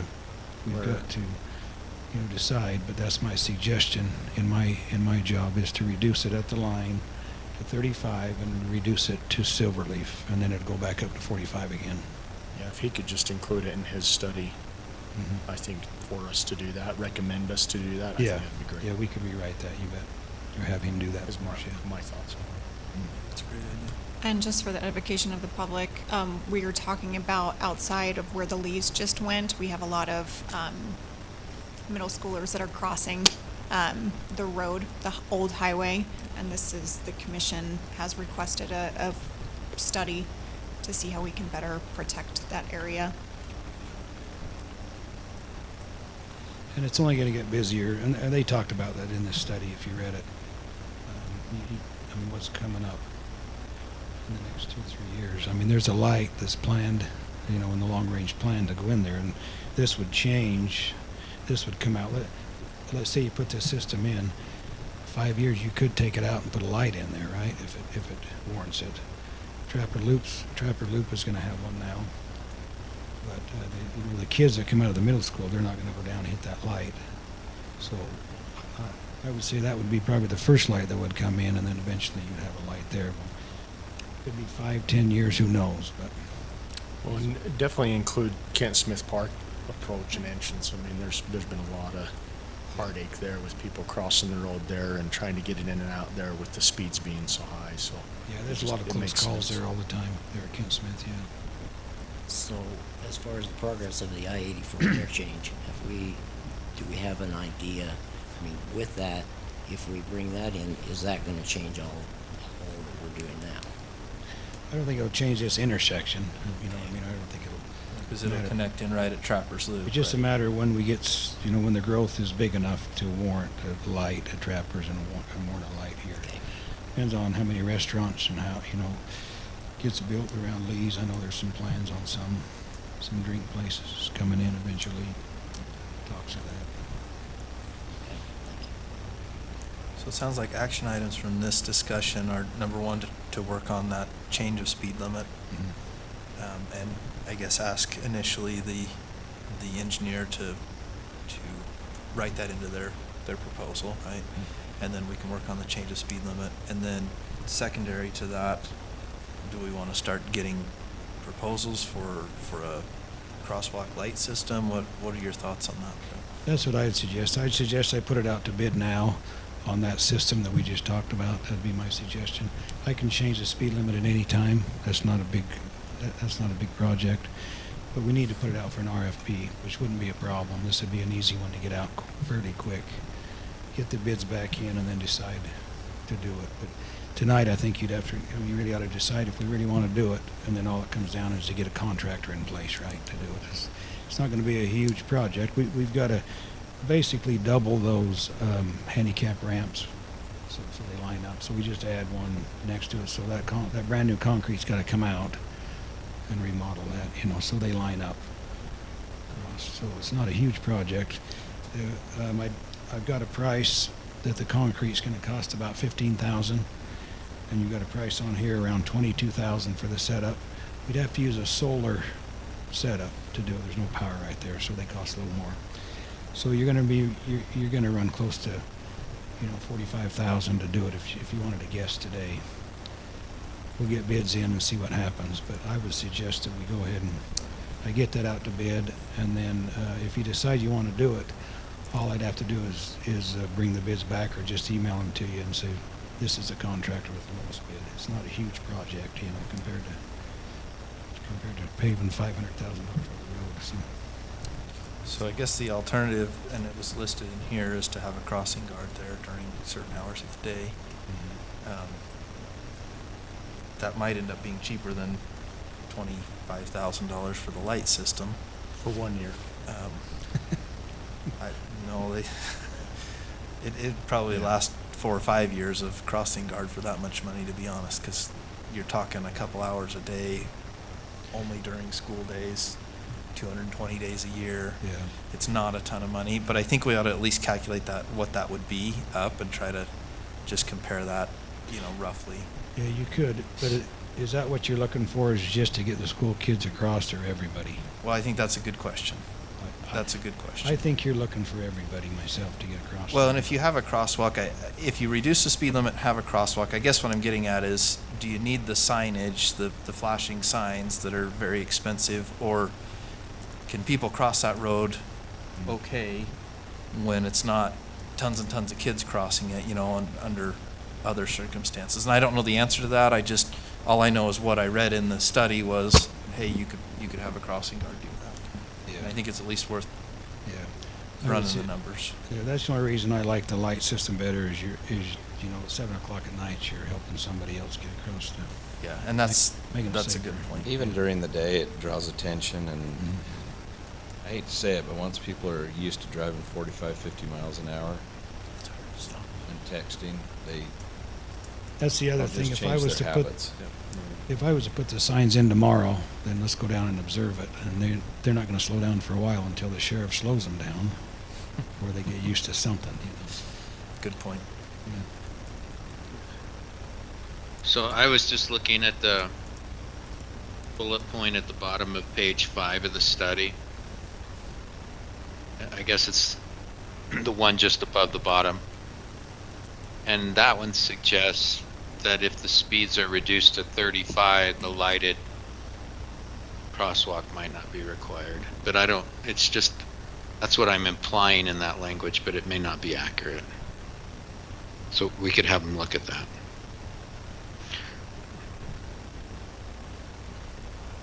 Well, if you was to reduce it to 30, which you could, that would really say, okay, that really takes the light out. But the only problem I can see is if they'll go that speed limit, right? Unless the sheriff's enforcing it. It's almost like you've got to slow it down way ahead of time on both sides to even get used to driving that speed.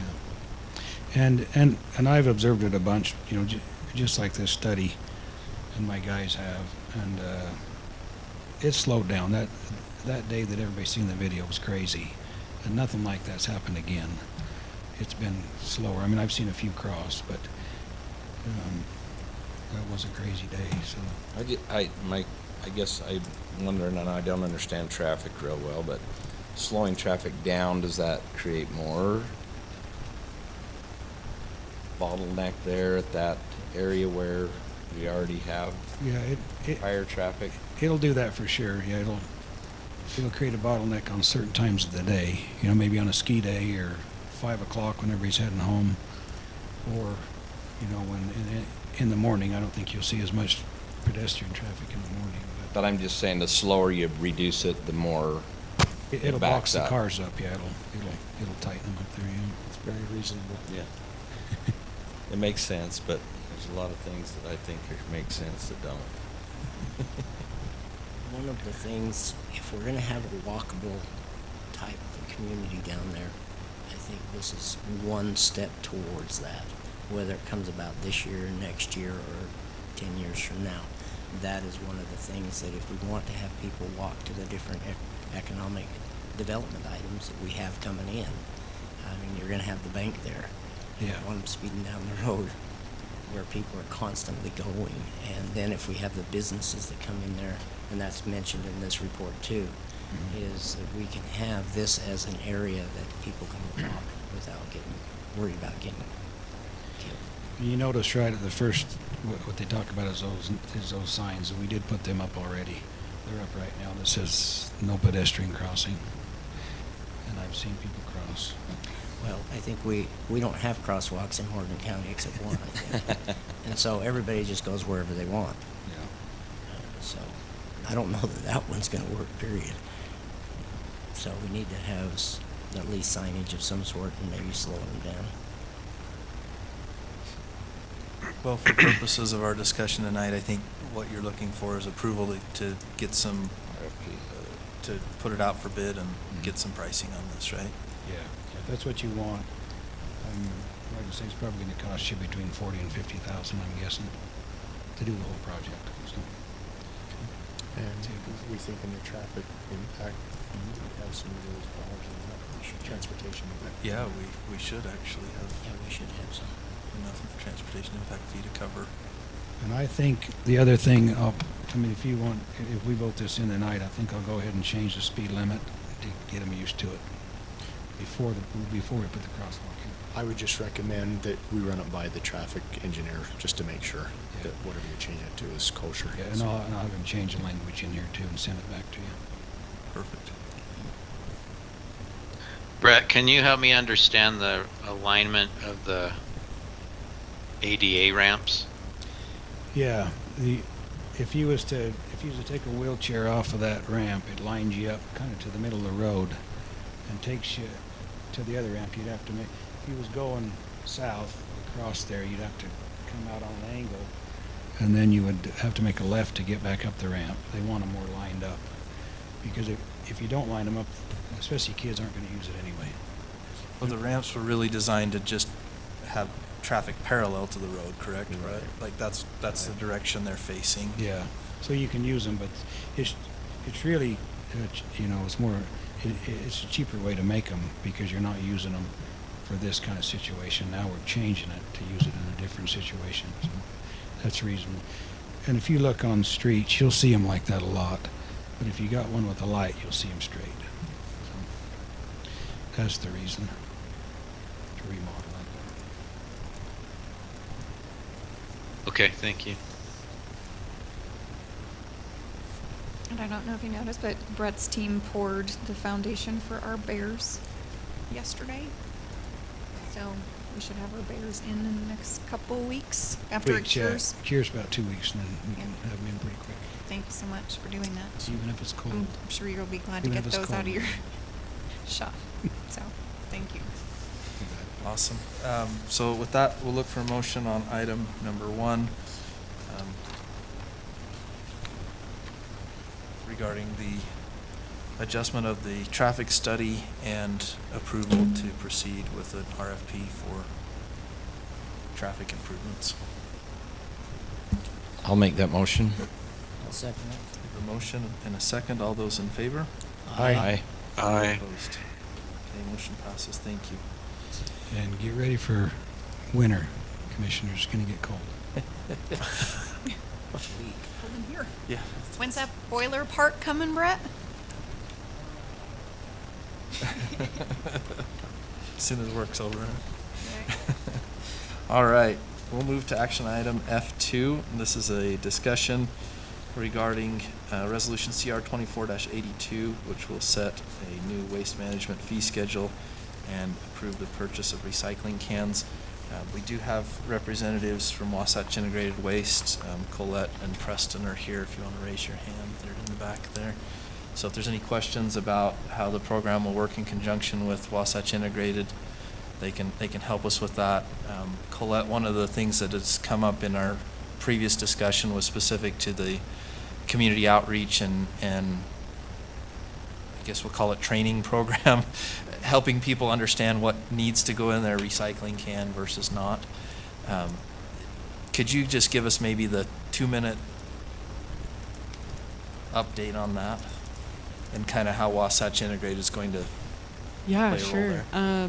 So my name's Colette West. I'm the sustainability specialist and just helping out a lot with education. And so with the education materials, Wasatch Integrated is going to be paying for all of that for any city or county that rolls out a new program. And so really the only thing the county is responsible for is purchasing the carts. So with the, let's say if you guys roll out a program in the spring, we'll send out a flyer about a month before, letting the residents know that they're going to be receiving this recycling cart. And then with the cart, we'll provide a cart packet. So there will be some education in there of what goes in the can, what goes in the recycling cart, what doesn't. And then we'll also have like a QR code where they can look on the website to learn more, look into more detailed education. And then we're also taking through the elementary schools up here. We're giving them a tour of the landfill and of the material recovery facility where we sort the recyclables. So that's some of the education we're working on. Does that all Awesome. make sense? Yeah. Any questions about that? How do we get in on that tour? Yeah, and then if you guys want to reach out to me, I can set up a tour for all of you guys, commissioners. take you through, kind of see how we sort everything. So There's also an opportunity on the 14th, Preston? yeah, November 15th. So what time is it?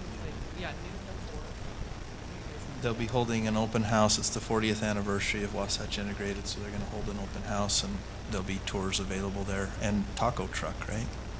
So, more importantly, taco So on those truck. tours, we usually offer them to the elementary kids, and we've got We're not much different. Morgan Elementary coming, but I don't have a whole lot of access or a lot of contacts at the Mountain Green Elementary. So if you guys have any, I will get that for you yeah, that would be good. before you leave. Okay, yeah, that'd be nice. Thank you. Awesome. Any questions for Wasatch Integrated? Okay, cool. Awesome. Thank you. Thank you. Okay, so last time we talked about this, we spoke with some of the representatives from the city council. Unfortunately, there was only, I think, 2 that were able to make that meeting, but I have spoken with them since then. And Teresa's here And with the city. Teresa is She's here just as well, hiding so in the she back. can corroborate, I guess, what I'll tell you from my discussion with them, and that is that the city discussed the option that we had discussed at our last meeting, which was the fee structure and to provide for a 25% hardship reduction in those fees for those residents that meet the new homestead or the circuit breaker. So if you meet either of those, you would have an opportunity to apply for a reduction in your trash and recycling costs. The city is in agreement with that method as well. So I think in thinking about this, I think we've done enough figuring on our fees that we're probably okay to go with that fee structure. What I think we need to discuss a little bit and kind of determine is timing of that, because we don't want to roll out the fee before we have the carts available and in place. So I don't know the best way to do that, and Garrett, maybe you can give us some guidance on how you think we ought to do that. My thought is, I think rather than complicating it, and Leslie, you can chime in here if you'd like, I think it would really complicate if we try to roll the fee out as we roll the cans out, because that may be a multi-month process. I think we'd be better off waiting until we know that everybody has their can and then update the fee, rather than trying to figure out who has a can, who doesn't, are we charging the right fees. That may mean that we're covering recycling pickup costs for a month or 2 for some residents as we're rolling that out, but I think that's a safer and easier way to do that. Do you have any thoughts on that from a billing standpoint, Leslie? Are you going to give them at least an idea of what it's going to cost so they know they can plan ahead? Yes, yeah, Okay. and what I think we need to do is, and maybe we can work with Wasatch Integrated on that documentation that will go out to explain to residents what the fee will be as part of that. Are you good with that? Okay. So we can list that in that letter that will go out to residents. We'll start listing it on our county website. Okay. We can put it out through our social media streams because we want to give people a Right. chance. I think we can also, we have the ability to put a note on our postcard, don't we? Yes, a small note. It's Okay. not anything So we can big, put a but small note there as well. And I Fee- think we can start doing that fairly soon and maybe say, hey, coming spring of 2025, the fee is going to increase to $25.50. Okay. Um, I do know that the cans will go out in waves. Like, I know it's not going to be Yeah, it won't all one be at week once. everyone will have their can. It's going to be in waves. So. That'd be great, yeah. You gotta come up to the mic for us. Sorry, Teresa. So did we choose opt-out or bundle? We chose bundled with that discount option. So Cindy and I met with Toter a week or 2 ago. The representative came up and we met with them. It takes approximately 6 weeks, so providing we get all of this passed and we can get the literature out. The thought was we will order them 1st of January-ish. Takes 6 weeks. We can fit 624 on a semi-load. Do you guys know that number? I think it's 624. 624 or 654 on a semi. A semi would come about every 2 weeks, drop them off, and then they would be divided between the city and the county at that time. We're ordering 4,000 cans to cover all of the areas, so how long it takes, but it will take us 6 weeks to get the first one, and then we're about every 2 weeks receiving another semi-truck load of cans. So we've got to So get them in out theory, fairly we're probably quickly. end of first quarter before we could ensure that every household has a can, best case scenario. And that's probably pushing it. Okay. Correct. Yeah. They're all able to deliver cans. Because they got to deliver the cans and put them together. Yeah. So, my question is why would we wait until January to order them if we're gonna do it? Well, because you guys are voting tonight, then we have the city council that will vote in 2 weeks after, next week after you guys have done. We did tell Toter that we would have an answer for them middle of November, but mostly timing and where we're gonna store them and the time of year when they're gonna start coming and getting them out. We didn't want them all landing here January 1. Well, if they start coming, I mean, I'm just saying that if we were to order them and say, okay, we want it, we pay the price, whatever it is, January or December 1, then they've got 6 weeks. That means they're going to be still out till the 1st of February. Then we can put them in the search and rescue building up there, or not search and rescue, but the other building. I up would there. suggest the fairgrounds. The other building's Yeah. full of equipment, but we've got space at the fairgrounds. We could, especially this time of year, winter's a great time for that. So I think location to store 'em is probably not an issue. If we want to order them as soon as the city council votes yes, I would say let's get them ordered. Yeah, and that's fine too. We told him. it would be- But either way, it's going to take some time to get them here, get them put in place. So I think in terms of I guess what I'm getting at is this resolution, we may need to change a little bit because we're talking about adopting a fee, but I don't think we can fully adopt the fee without a time frame that we're going to implement it, and I don't know what that is right now. And Garrett, I don't know if you have thoughts on maybe how we navigate that. I think it's important to have the fee and know what the fee is going to be so that we can start telling people and we can have that time to ramp up, but So the resolution in the last paragraph, it does say effective first day of June 2025, and maybe that needs to be changed, or if it's being implemented earlier than that, maybe it needs to be moved up to that certain point. And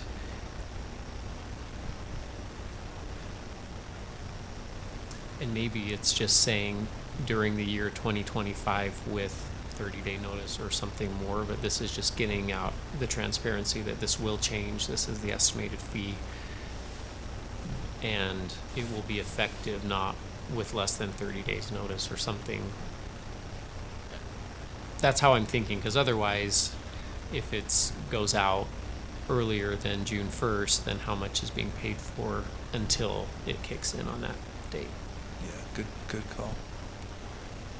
We have to have it done by July 1st, it's like, ish. They've changed it a couple of times, right? Preston? We want to have it in place, I think, by then, but they have changed the requirements, so. Although I think there was something about the time frame when it came to the grant money, right?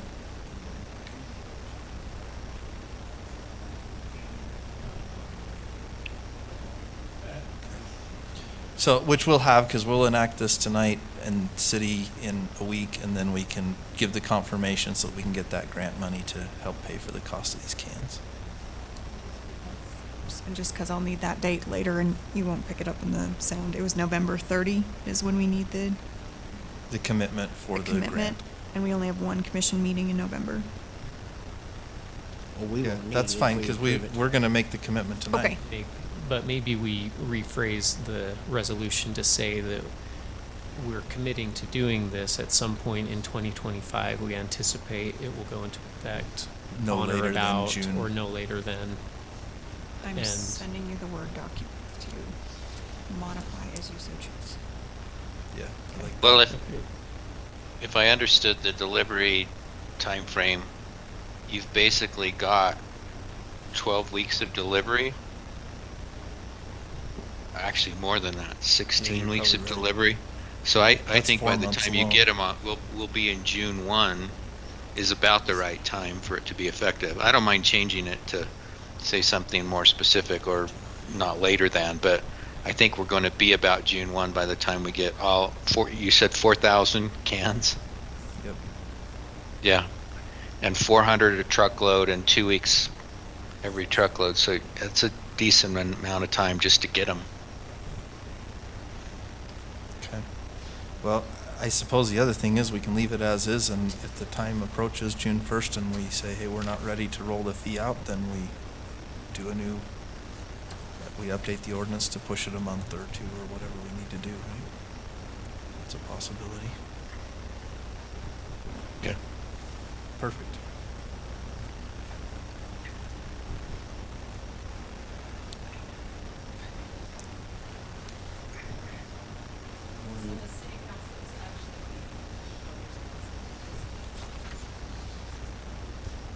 Okay. So when you're doing your resolution, there's a sentence there, the third sentence, third I line fixed it. down. I don't know if you got it or not. The The cost of increased. trucking. Yeah, having increased, it should be increased. We've got that Okay. corrected.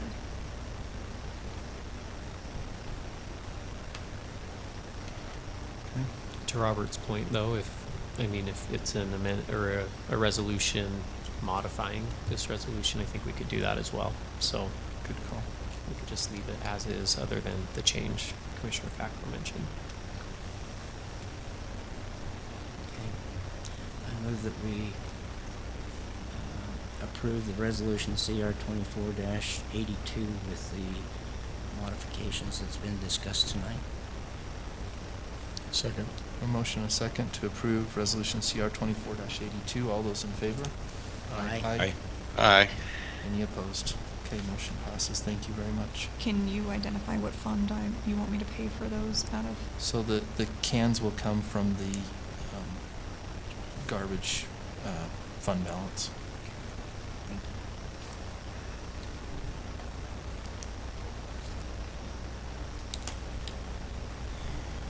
Thank you. Thank you.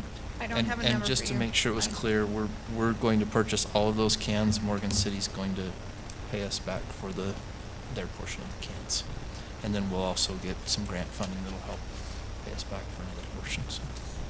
Okay, thank you, Preston and Colette, appreciate you. Preston, when I have that point of contact for you, I'll send it over. Thank you. Okay, moving on to action item 3. Jeremy, this is Paul Warner subdivision number 2 plat amendment. Thank you, and good evening, Mr. Chair and members of the County Commission. Action item F3 is subdivision application number 24.045, which pertains to the Paul Warner subdivision number 2 plat amendment. The location of the property is approximately 5846 North Warner Acres Drive in the Mountain Green area. The acreage currently is 1.38 acres, and the request, Mr. Chair, is to have an amendment to the Paul Warner subdivision to create a flag lot, a new lot. The flag lots were recently adopted by ordinance, and applicable standards were reviewed by staff during the review of this application, Mr. Chair. Other reviews came from the county surveyor, the county engineer, and again, planning staff, and the Mountain Green Fire Protection District, as well as our addressing official, all of whom recommend approval for this application tonight, as finding that it meets all of our minimum code requirements, and again, specifically those from the flag lot ordinances recently adopted. The Planning Commission heard this item on their regularly scheduled meeting on October 17th. There was a comment made by the public about how flag lots weren't allowed. Staff clarified that the ordinance was recently adopted. And the Planning Commission asked staff to particularly look at the pole section that was reviewed. And the motion for approval from that body, Mr. Chair, was unanimous with a vote of 5-0 to approve, with members McMillan and Murray absent the night of that meeting. Otherwise, the applicant is in the audience tonight, and staff can answer questions from the commission. Thank you, Mr. Chair. Okay, questions for staff?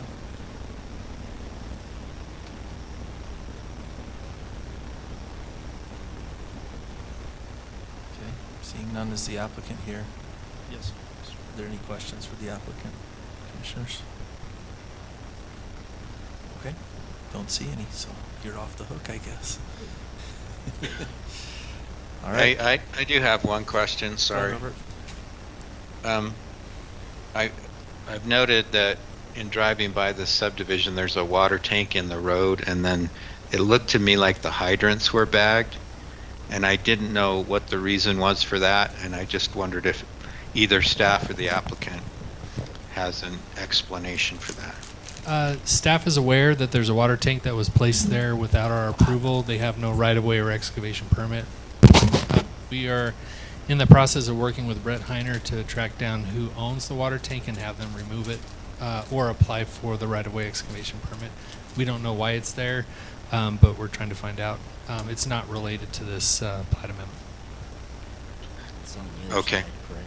Do you know why are the hydrants working in the system? I thought when they were bagged that meant they weren't working. I just didn't know the reason for that. I know that they're going to be doing some reconstruction of the road in order to finalize their warranty period before they do a seal coat. It might be related to that, but I can find out. I'll follow up. Okay, I know it's not related. I just wondered if anybody had information. So, thank you. Yeah, I'll try to find it for you. Okay.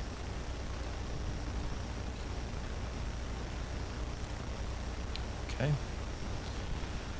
All right, with that, we'll look for motion then on item F3.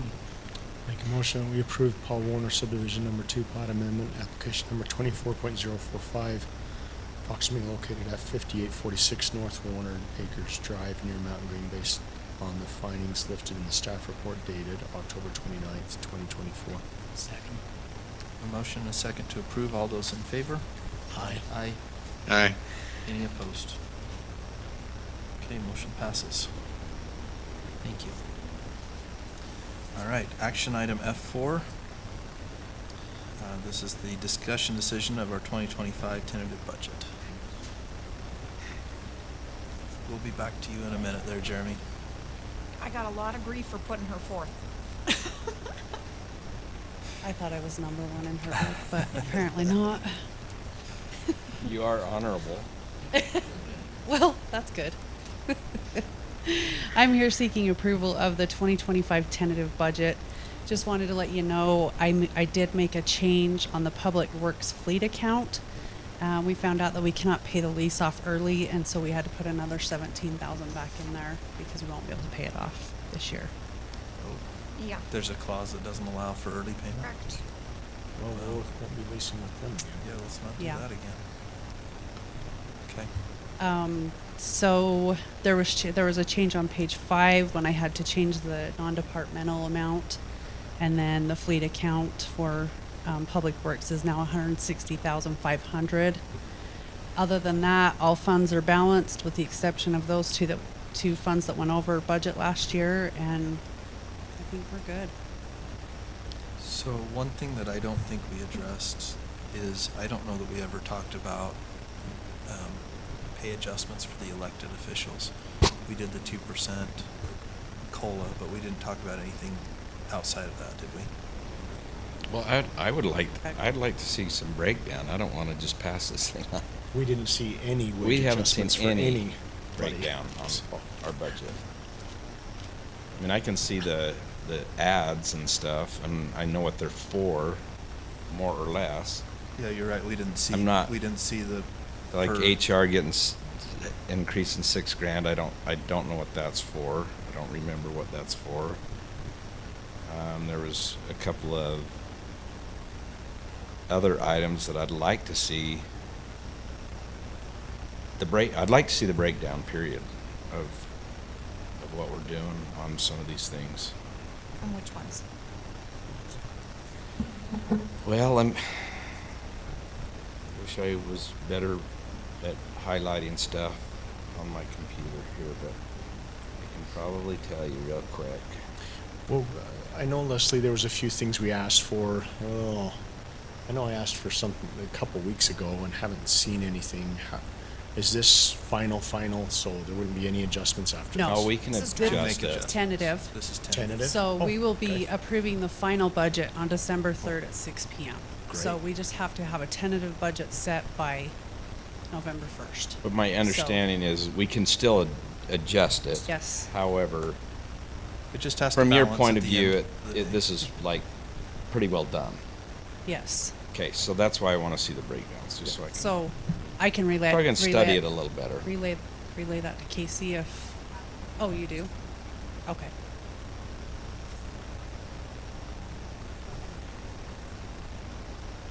Sorry, I have that. I'm trying to find where I saved it, but that doesn't obviously give them time to review it. So outside of the salary changes, was there any other documentation you needed? Or was that just You're it? talking to me? For any of the commission? I didn't ask for any more besides that. Nope. That'd be great. I believe I have to have it on my counter for public review 10 days before your public hearing, so. Do you in know what the November. HR 6,000 extra was for? It would be probably his wage adjustment Yeah. for his COLA, his. Well, because we pay him a lot more than we pay Julie. Yeah. His COLA and his merit increase, and then, yeah, an increase on that position. Because I haven't seen the merits either. Have you guys seen the merits? Seen it Okay. either.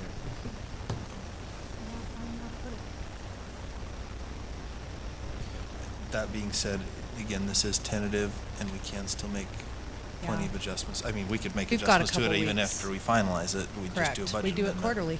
But we also have, this budget puts quite a large amount in the services not otherwise classified, which was our kind of catch-all to balance it. So if there are other needs or things that we need to address, there's already money in the budget that we could move to a different line item to address that.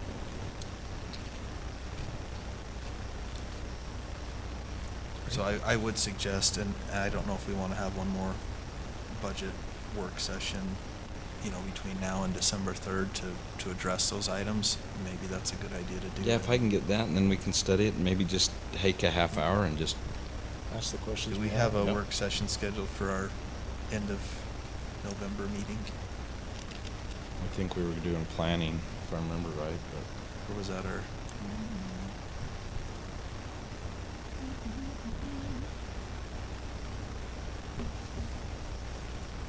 We currently do not have a work session. So on you the didn't schedule. put one on for planning and zoning? Okay. That was a discussion that we had. Didn't we have that via text? Yeah, but I thought I talked to Katie and she's, yeah, it was the three of us Yeah. communicating.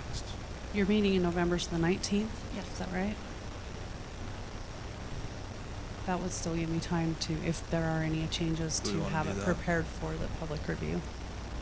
Let's make sure we have some work session time to do I just that. sent you the document too. Okay. Can you send that in Excel format by chance? Can you send it in Excel? Thank you. So work session November 19th? Is that what you want to do? I think that'd be wise. And I think we ought to be talking about also the elected officials, whether or not, if there is a Yeah. merit and so forth. Discussion. Or not a Because I would merit, really but, like to have a prepared budget and not have to make changes after. Amen. And thank you for all of your time on working on the budget. It went excellent this year. I appreciate your efforts. Thank you. Thank you. Okay, so with that being said, we do need to talk about an approval for the tentative 2025 budget. I think we need to go through it before, I think we ought to postpone it. Well, we have to She needs it by November 1. Yeah, we have to approve a tentative Tentative. budget. That doesn't mean that we can't Okay. adjust it between now and the final budget. Mr. Chair, I'll make a motion that we approve the tentative 2020-2025 budget as presented. Second. A motion and a second. All those in favor? Aye. Aye. Aye. Any opposed? Okay, motion passes. Thank you very much.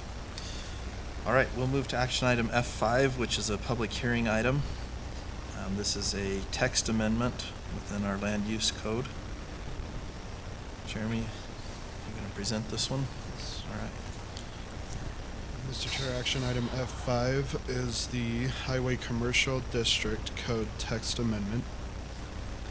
It's a request to approve an amendment to the Morgan County Code, specifically sections 155.132 use regulations and 155.133 height regulations to add language for public facilities, public service facilities, quasi-public facilities and services, and government-operated essential service facilities as a permitted use in all commercial districts.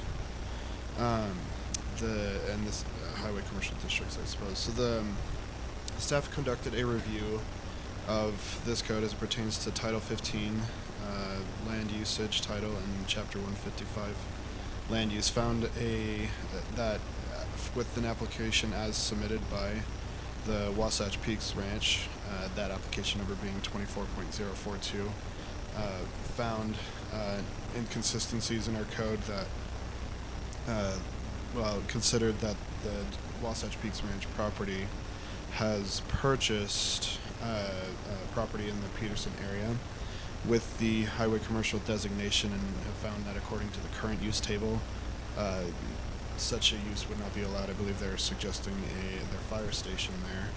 And so applicant has submitted an application, and staff has reviewed that and find that this would allow for an inconsistency to be corrected in our code, and would allow emergency services to be more available throughout the county, especially to the residents of the WPR property through an already existing interlocal fire agreement. Mr. Chair, the applicant is in the audience tonight and can speak more to the property in their application. But staff recommends approval of this amendment, and the amendment is available or is visible on your screen. The language in the use regulations table would have two rows, all with the permitted use, and then the height regulations language bolded there on your screen, Mr. Chair, to just again make this an allowed use for public and quasi-public services. Staff can answer any questions you may have to you and the commission, Mr. Chair. Thank you. Thank you. Any questions for staff?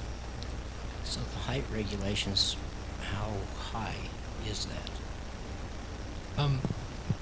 What this essentially would do would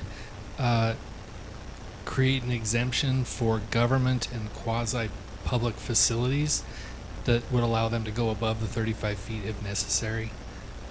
That's why that's in there.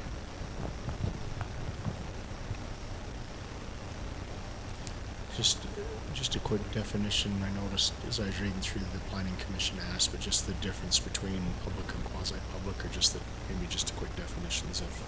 They probably understand public, but it'd be quasi-public. Yeah, so public would be us, government. Quasi-public would be like a private fire company, such as WPR, and they're having their private fire district. That would be quasi-public. Because they're serving public. That's correct. It's providing a public service, even though they are privately owned. So Is there no height limit then? There is a height limit for everything in the county. It's 35 feet. However, this statement in the height regulations would exempt out government structures. So if government wanted to build a structure or needed to build a structure that exceeded that, then they would be exempt. But not quasi-public. No, it would be also quasi-public. If the fire district needed a taller building to serve the needs for their fire trucks or or what have you, then they would also have that exemption. So it would be for governmentally operated essential service facilities or quasi-public. So.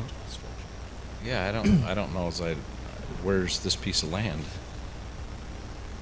Well, I'm not saying that they need that, but in our drafting of the language, we thought that there might be a need for that, so that we put that in there. If you want to exempt that out, or Well, I'm delete just that saying, out. I'd hate, I don't know where it's at in Peterson, but I'd hate somebody to have all of a sudden a building that's 50 feet tall right next to their house, you know. But Yeah, the applicant is here. They can talk about where that property is and explain that. I don't know if they need that exemption, but it just seems like government should have some sort of an exemption. Sure, I agree, but I also think maybe there should be a height restriction too, you know. So just or maybe just my subject thought. to commission approval, so it's not a, like if there was a need, but subject, so it can't just be permitted outright. Yeah. Yeah, that would be good language to add to. Okay, any further questions for staff?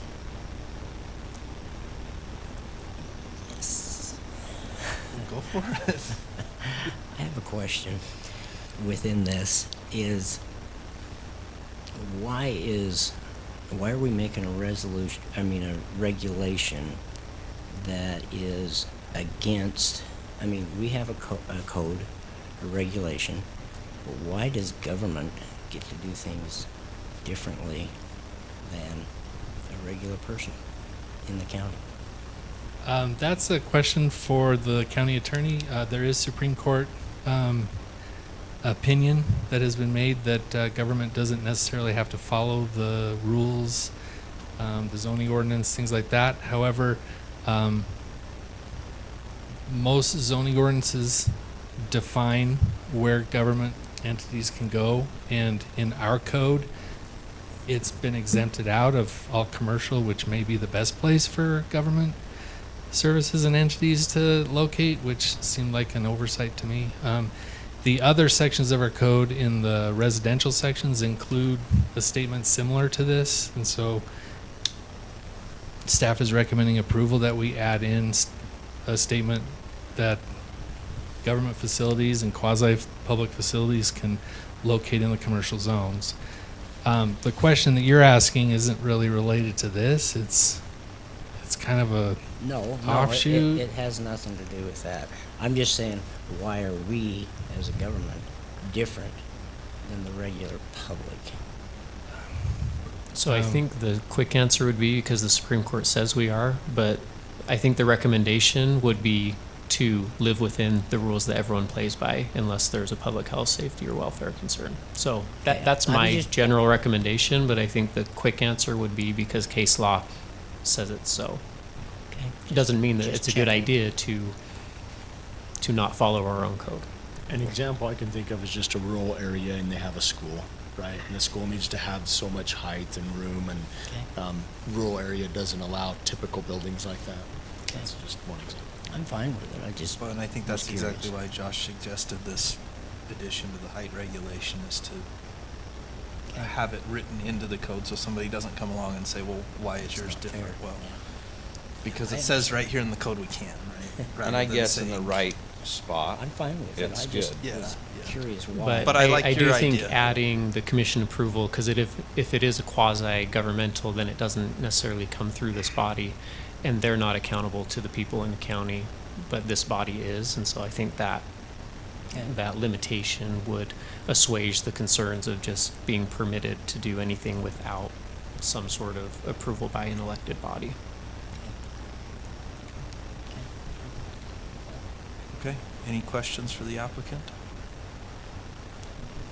Just my question that I had. Location? Yeah.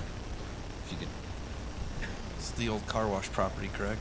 That's correct. Yes, it's right on Morgan Valley Road, the old car wash, so it's not next to a home or anything of that nature, so it's pretty isolated. I think the impact's negligible. And it's a remodel of an existing structure there, so it's not like we're making a ton of changes. And I'm just interested, let's say you're looking for 40 feet instead of 35? Is there reasoning behind the heights saying, hey, we need just a little bit more? I don't think we were clarifying the height need. I think it was just part of the code. And so that was just a natural progression to ask for what's already in the code. I'm good with it as long as we can have a final say on it. If it's gonna be higher than 35 feet, right? Yeah, we'd be fine with that language. Thank you. Thank you. Thank you. Okay. With that, we'll look for a motion to close the public meeting and open a public hearing. I got you. So moved. Okay. Second? A motion and a second. All those in favor? Aye. Aye. Aye. Good job, Kate. Is Robert there? Any opposed? Okay, motion passes. We are now in public hearing regarding item F5, the commercial or highway commercial text amendment. Okay. Seeing no public comment, we'll look for a motion to close the public hearing and reconvene the public meeting. So moved. Second. Motion and a second. All those in favor? Aye. Aye. Aye. Any opposed? Motion passes. We are now back in the public meeting and looking for a motion regarding item number F5.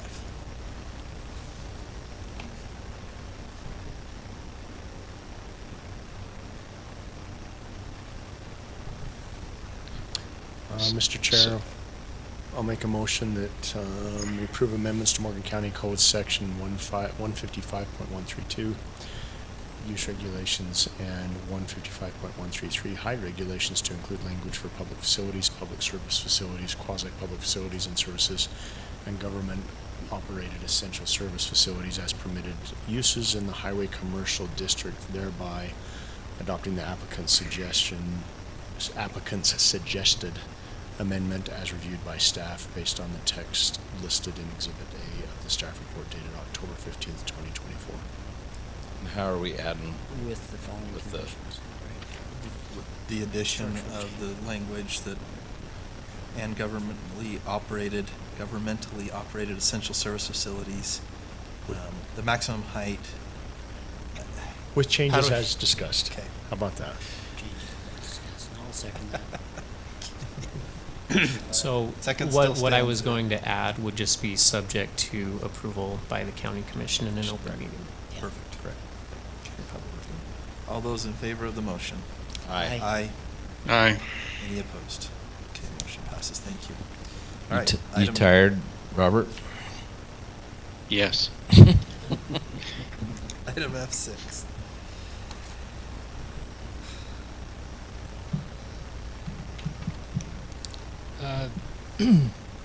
This is for application number 24.056, which is a code text amendment request to add airplane manufacturing and repair in the commercial buffer zone. However, before we kind of get into a discussion of the text amendment, I'd like to kind of have the county commission weigh in on some of the existing code that we have. And depending on your answer, we might be able to withdraw this text amendment completely and move forward with a conditional use permit for the applicant as opposed to the text amendment to the entire commercial buffer. For the last almost 2.5 years since I've been here, this property has been a little confusing to me as to how to classify it. Can you select the property so it's highlighted for them and zoom in, please? This property is privately owned. It's within the airport overlay zone. It has a hangar, if I remember correctly. Yep, it has a hangar on it with easements to allow access to the runway. My initial thought is that this is on airport, even though it's privately owned, because it has direct access to the runway. If we look in the code, but again, it's a little confusing. So if the county commission doesn't think that this is on airport and it's actually off airport, then we can kind of get into the text amendment in the future. But so our code for the airport overlay zone for permitted uses and use restrictions says On-airport uses shall generally conform to those uses following within the purview of aeronautical activity, which is any activity that involves, makes possible, or is required for the flight or ground operation of any aircraft, and it goes on a little bit. Within this general guidelines, specific activities shall either be permitted or conditional uses. And if you scroll down to commercial aeronautical activity, which is number 2, it says no person shall conduct a commercial activity of any nature that is based on or operated from the county airport unless conduct of that activity has been approved by the county commission. And then it gives examples, and some of those examples include aircraft sales and service, so servicing the aircraft. If you go a little bit lower, maintenance and repair of the aircraft. And so some of the things that the applicant is requesting would fall in line with this commercial activity, commercial aeronautical activity, because it is completely related to airplanes. And so my question to you is, would the county commission, when looking at this property, consider this property on airport because of the access that it has directly to the runway and to the airport itself, or is it off airport? It is part of the airport overlay zone, but I haven't been able to determine whether I should classify it as on airport or off. Can I ask? Is there any other example like this in the county? No. So we're talking about an ordinance that really specifies one piece of property. That's correct. So if the county commission is good with classifying this property as on airport because of its access directly to the runway, then we can withdraw the text amendment. The applicant can apply for a conditional use permit through the county commission for the uses that he's proposing to do. A question I have for you, if I may. If there was a resident that, say it was over on the Browning side, and they had an airplane, and they wanted to use the airport, is there a difference between that and this little piece of ground? Because it's still within they'd have to it's cross in- a county road to do it. Right, they would have to cross I the think county that would road. be a difference. But I think the property across the street on the Browning property is light manufacturing, Right. which would allow for the manufacturing already. Okay. Okay. I was just curious because of that, that one little spot. Just because it's in the overlay does not necessarily mean that it's airport property because it's private, right? Well, it's not owned by the county. Right. But my argument, and this is where I struggle with determining, is it's a hangar. Yeah. And it has an easement to access the runway and to access the services of the airport. So I'm inclined to consider it on airport, but I wanted the county commission to weigh in on that. So did they Seems have silly to something me there? to make an ordinance for one piece of property. I totally agree. And I think the worry the planning commission had with making the ordinance is there's other commercial buffer areas in the county where this would change the ordinance trying to address a single property that could have the unintended consequences where it does abut neighborhoods differently, and even though the applicant doesn't intend to do, more noise type things, it can be handled through the CUP where any noise can be mitigated through soundproofing, things of that nature. If you look just to the left, that's the Forest Service building, and then to the right of the property there, Jeremy. So it appears to be on the airport, except that it's not owned by the county.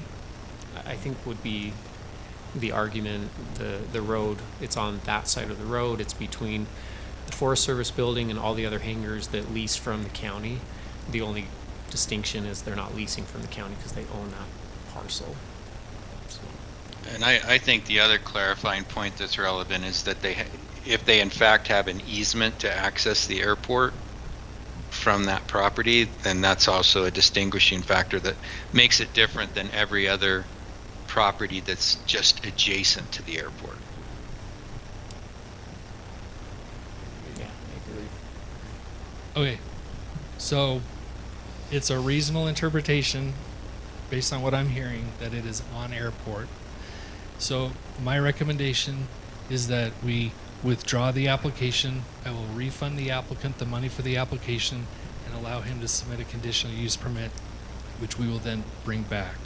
Is that a C3 then? It is a C3 because the airport overlay zone specifically requires the county commission to approve the conditional use permit. So this structure has historically been used for manufacturing. This is the former CPI pipes building. So it's historically been used for manufacturing, light manufacturing. It may not have always been aeronautical in nature, but is there a need for a new conditional use permit? I'd assume they had one for the previous use of the structure. I have not been able to find a conditional use permit for the previous manufacturing use. However, when a use stops being used that is non-conforming to an existing zone, it loses its grandfather status based on our code after 6 months. Yeah, unfortunately, if we had the previous one, it'd probably fit into it, and they wouldn't have to even do the application. Yeah, that's what I told him. Is what it is, I guess. So. But he said that the manufacturing had ceased for more than 6 months. Okay, cool. All right. Well, it sounds like we're all in agreement then. I'll make a stab at it. Yep. There's no We'll other make a comments? stab at it. Okay. All right. Mr. Chair, I'll make a motion that we withdraw and refund application number 24.056, allowing the applicant to apply for a conditional use permit in the future Yep, for the on-airport use. for the on-airport. What did you say? I didn't. Use. The use Use. is on-airport use, yeah. We have a Would be motion. under Second. Overlay. Would it be the airport overlay? It's still part of the airport overlay. In fact, That's there what are. I meant. Is it an Yeah. overlay versus No, no, just no. airport? This is just withdrawing it to allow them to be identified as on airport, so the property is considered on airport. There's properties that are affected by the airport overlay zone that are not on airport. Okay, so we have a motion and a second. All those in favor? Aye. Aye. Aye. Any opposed? Okay, motion passes. And by the way, just for the applicant, I found the narrative very interesting, the product you've developed. That's really cool. So, that sounds really interesting. Can we ask what it is? It's a winglet that will allow a plane that's otherwise a little difficult to manage to be easier to manage and make it insurable. So sounds cool. Okay. That brings us to the end of our action items. We do have some upcoming events that are listed on the agenda here. Kate, do you have a report of anything? I do, more of a clarification, being that this is the first winter I'm going into as the county manager. If we have winter events that would normally cause the building to close, what is the chain of command on that? That's a great question. I don't know that we've ever really had winter events that cause the building to close fully. Okay. We should, for all intents and purposes, be able to still access the building. Okay. I can't think of a time when we've had to do that. I wish we got that We don't much get snow snow. days here. Okay. And Just drop our sleds and still come to work. And then had a request from the management meeting, which thank you, Matt, for attending. They would like to know if you've decided on closures for Christmas Eve, New Year's Eve, Black Friday, any of the above. I don't know what this county habitually does. How many typically done 4 hours for Christmas? I think a half day. I thought what we've done is half day. We don't do a paid day off for those. No. But what day is Christmas Eve and New Year's It's, Eve this year? Christmas is a Wednesday, so Christmas So Eve it's would be a Tuesday. New Year's Eve would be the same. Correct. I don't recall what we've done in the past. I think we have done it. Could go out early I those think days. lack of people coming in at that time would facilitate a half day on the 24th, thank you, and on the 31st. Don't you need this? That's fine. His card got shut down. Any concerns with that, commissioners?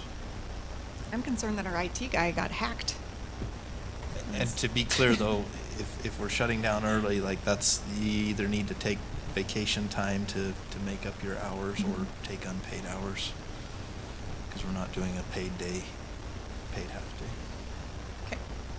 So there was that question. Lots and lots of meetings with the state the last week and a half. Had a great one this morning with the Governor's Office of Economic Opportunity. They're doing what's called 24 and 24, going to all 24 rural counties that received a $200,000 grant. They're very, very complimentary of our upcoming FY25 projects. And we're actually saying that we're probably one of the highest attended meetings that they've had, and can definitely tell that we're a team between Davis Tech, the city, the chamber, the Office of Unemployment, the Governor's Office of Economic Opportunity, the county, the city. We're just a really good team in that, and they would like to showcase us to the governor's office, and specifically the success of our grant program, because we were so good at the analytics of the successes of those programs. So they were very excited to hear about our grant application this year to include our oh good grief, I can't use my words today. The barrier study, to see if, what are the barriers to the growth, which obviously they were unaware that our county is practically only 2% public lands and the rest is private. So it's not as easy as let's just put in a trail. It's a half an acre, and that's going to cost me $250,000 plus. Plus I have to get the landowners involved. And so they're kind of understanding our struggles. They gave us some good insight on how to double down on that grant money with other grants. So it's a very, very good meeting. Congressman Moore was here last week as well. So we're getting a lot of boots on ground time with our state partners, and they're liking the progress. So you're gonna have a very long consent agenda next meeting, because I have 2 weeks to get paperwork done. It's gonna be awesome. You're pre-warned. Kate, may Yes. I ask you, on the one when Governor or Congressman was here? I know, I did you keep go- calling him governor too. Yeah. And I was like, ooh. So did you go to the tips for him? I did not. I was not invited. I thought it was a small group, since they were trying to keep it small for where they were going. Okay. So 'Cause that was one of the reasons we were trying to bring him back up, was to go see that. I know he toured a couple. His representative here, she attended our last RPO and our last COG meeting, and she spoke very highly of that tour. But I just knew they were trying to keep the numbers small, so no, I did not attend. Okay, that's fine. They did point out that we seem to be losing our relationship with Browning, and just because we haven't met with them, and we tried to explain that businesses here tend to silo and kind of keep to themselves. So they just want to make sure that, and Ty brought up the fact that we had a lot more commercial tourism here when we had that anchor store. Granted, it wasn't necessarily affiliated with Browning, but we definitely had a closer relationship with Browning at that time, even though it was a third-party vendor. So just making sure that we're keeping them here and not running them off to St. Louis like they were thinking of a couple years ago. So they just wanted to make sure we're keeping that relationship in the back of our minds. So I have a note to reach out. So that's all I have. Okay, thank you. Commissioner comments, Commissioner Anderson. We're already here. I don't know through my email real quick, but actually, sorry, that came in real quick. I think. Yeah, I don't have any comments. I don't have any this evening either, Commissioner Fackrell. The only question I have for you is somebody working on that email that we received from UAC yesterday? We did see that, and I have not responded to them on that. On what is it? It's the It's one for with they wanted UAC it's for the legislative process for this next year. We need to have that before the interim. They need the information by Friday, and that was to do with, we need Public Works, how much money is being spent Visitor from mitigation. our regular budget for tourism-related items. So they wanted our total 2023 road budget and percent of total road budget that's primarily for visitors I'm not sure how we calculate that. That's where we have to guess, and that's what she was explaining to me. And same with the solid waste budget, 2023 solid waste budget, and any other items we feel like are costs that are attributed to visitors, so. So like the Taggart area, we do have that. We've got the traffic that goes to that, and you know, how much traffic do we get? And there's a lot, and the waste management does all of the stuff from the state parks go to our Wasatch integrated services? If so, then that means we have a huge amount. And so that's what they're looking for, is because the legislature needs to know this. Otherwise, they could slice. Well, it sounds like it's something. an estimate. It's not going to be accurate It's going to be, at all. yeah, an estimate. Okay. But even then with that estimate, it's either whether it's a 5%, a 10%, or 0. Morgan County doesn't need any help. So let's, maybe an action item on who could just get a response to each of these. Kate, are you able to gather that information? You bet. Can you forward me that email? I sure can. And I'll just verify with Leslie and Kimberly on that as well. We also need to remind the sheriff that he was asked to provide some information regarding costs from his department. Yeah, because we Which did one? get it from the ambulance. It describes it in there. Oh, so this is Yeah. the same report Same that Honor did report for us? that Honor did for us, Okay. and now we just need it from the sheriff, and now we need it from these And other two these entities. other ones. These Yeah. should actually be These two. pretty easy, I think, the road budget and solid waste budget, because they just want the total budget. That's Basically a percentage of the total budget. then to but we tell 'em the actually, percentage, but you also have to look into the fact of, okay, how much, with all the visitors that are coming here, what wear and tear on the roads? Right. And so we have to just guess on that, but we need to have that, or otherwise the restricted funding is going to be continue to be restricted to what it is and not to what it Well, and it's really important that we get this, so I was unaware that the sheriff hadn't submitted his portion. So I will definitely get with him on that, because they are definitely wanting the analytics. I know that I had to crunch a bunch of numbers at the beginning of the year about our assessing and collecting, and we are actually getting underpaid by the state because of how they're pulling our data out of our financial statement. So I'm glad they're checking on it so that we can call them on it. So yeah. I So guarantee you that's it'll be basically- to our favor. whatever we can do to make it as accurate as a guess can be. That's all I have. excellent, thank you. Commissioner McConnell, Nothing from me, thank you. thank you. And Commissioner Wilson.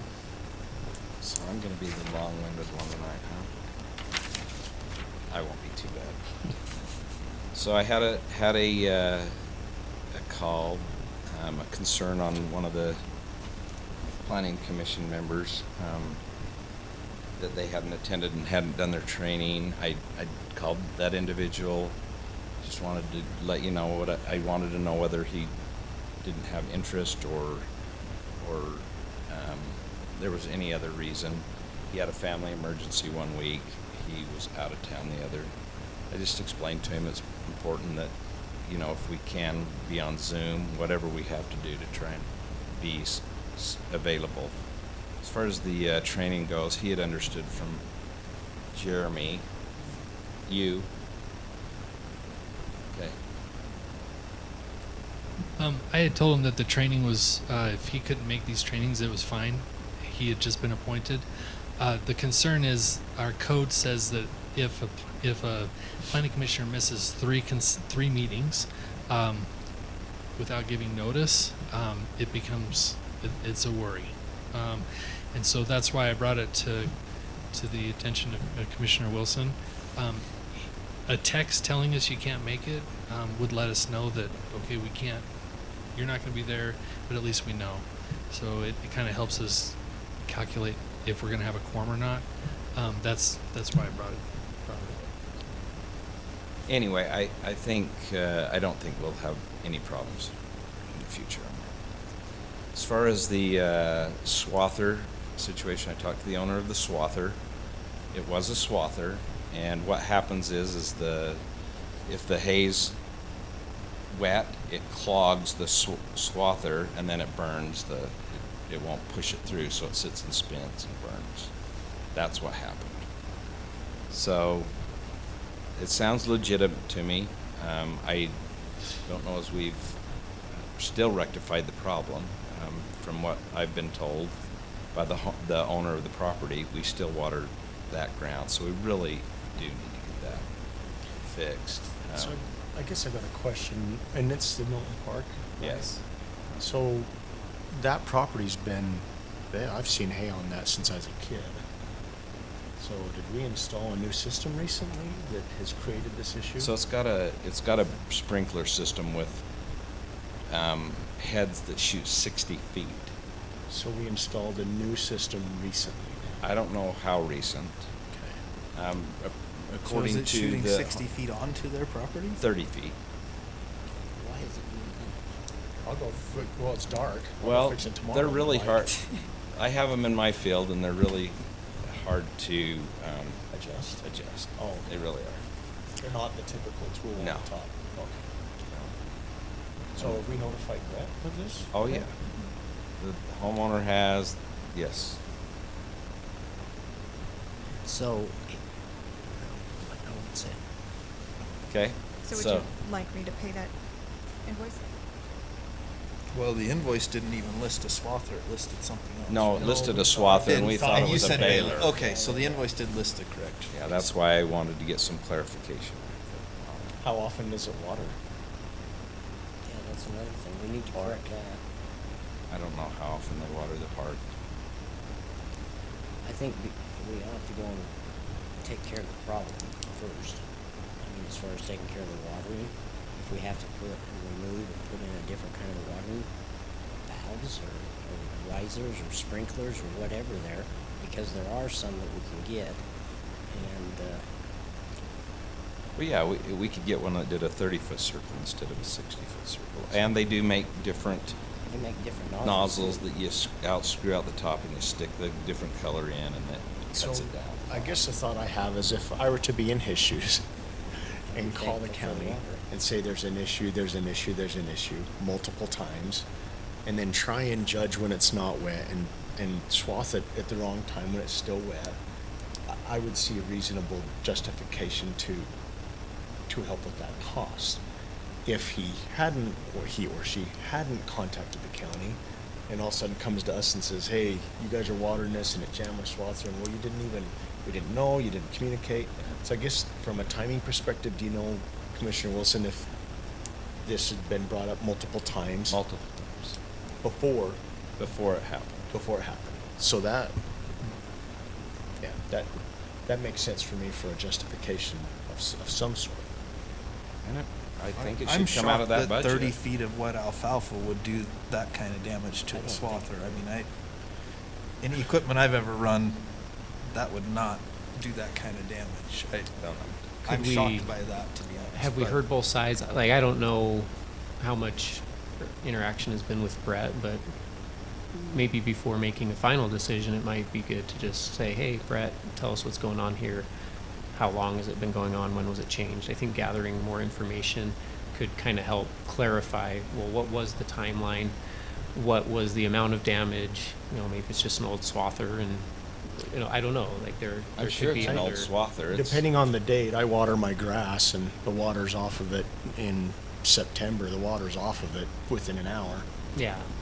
So I don't know how the water stays on alfalfa. I don't understand all that. I but- know a lot about alfalfa. I do too. And I can tell you that farmers may be frugal, but they ain't cheap. And farming equipment is expensive, and when it breaks right. So I was not surprised by the invoice. I'm surprised by the water sticking to alfalfa for a long period of time. They do. And when did he? That's why That's what I'm surprised about. I'm not surprised about, farm equipment issues. But If it's only 30 feet or 60 feet, I mean, even there, I've had it happen when I've tried to cut it too quick, but that's my fault. Well, I'm just saying, this is one person asking a neighbor to cut their hay. All I'm saying is, I'm not going to call anybody a liar. Right. Because I don't don't think anybody think suggested either. that. I don't think we're They're suggesting both anybody they're both suggested. really good guys. Yeah. I know them both, and they're honest, good people. So I don't think they're trying to get their equipment fixed based on, hey, I've got a chance to charge the county. I do know that, I mean, we can talk to Brett, but I know Brett's been talked to multiple times, not only about the watering, but on the dust and all that stuff, and it's been years, and we still don't have either solution fixed. Let's fix the dust. Let's fix the water. It's not that big of a deal. But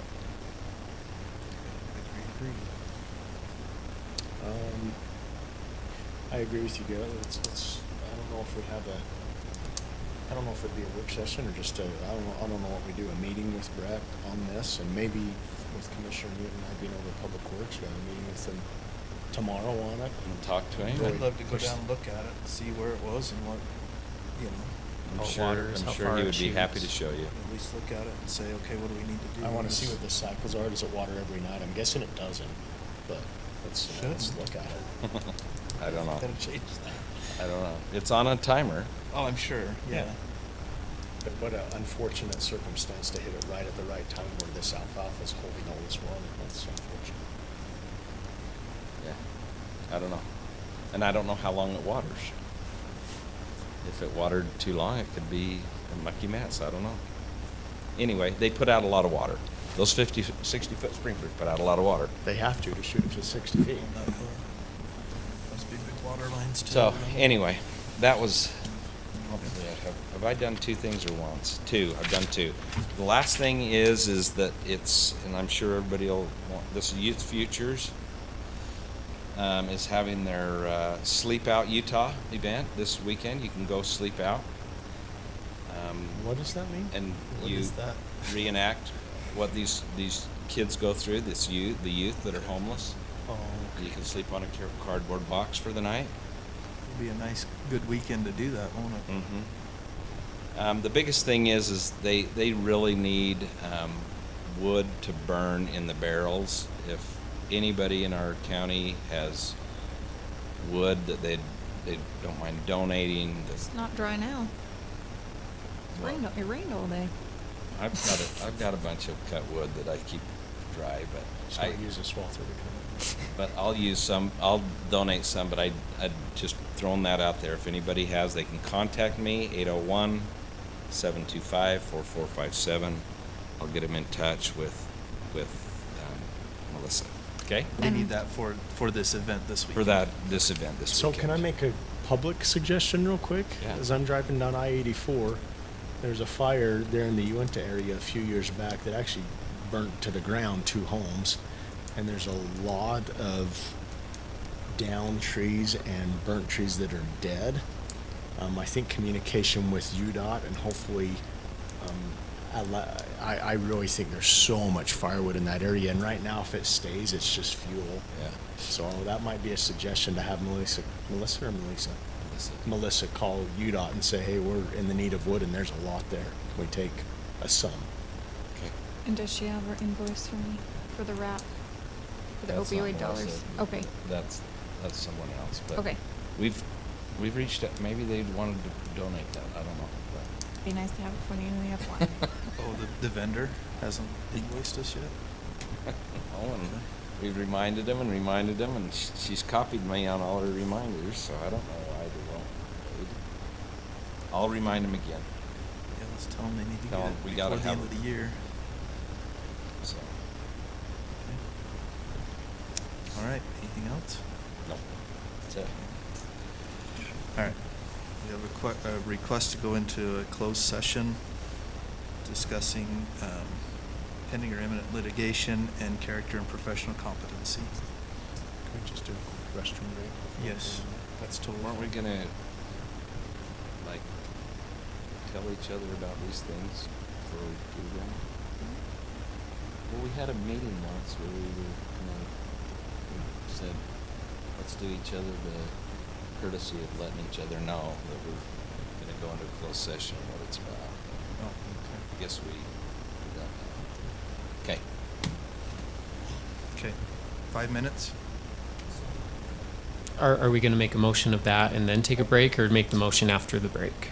Good question. We can do either, I suppose. I'm fine with either, but just want to, whichever we do. Yeah, just know. let's do a motion and. Okay. I'll make a motion, we go into closed session for, I don't have it written down in front of me. For the discussion of character, professional competence of an individual, or discuss pending or reasonably imminent litigation. Those two items. Second.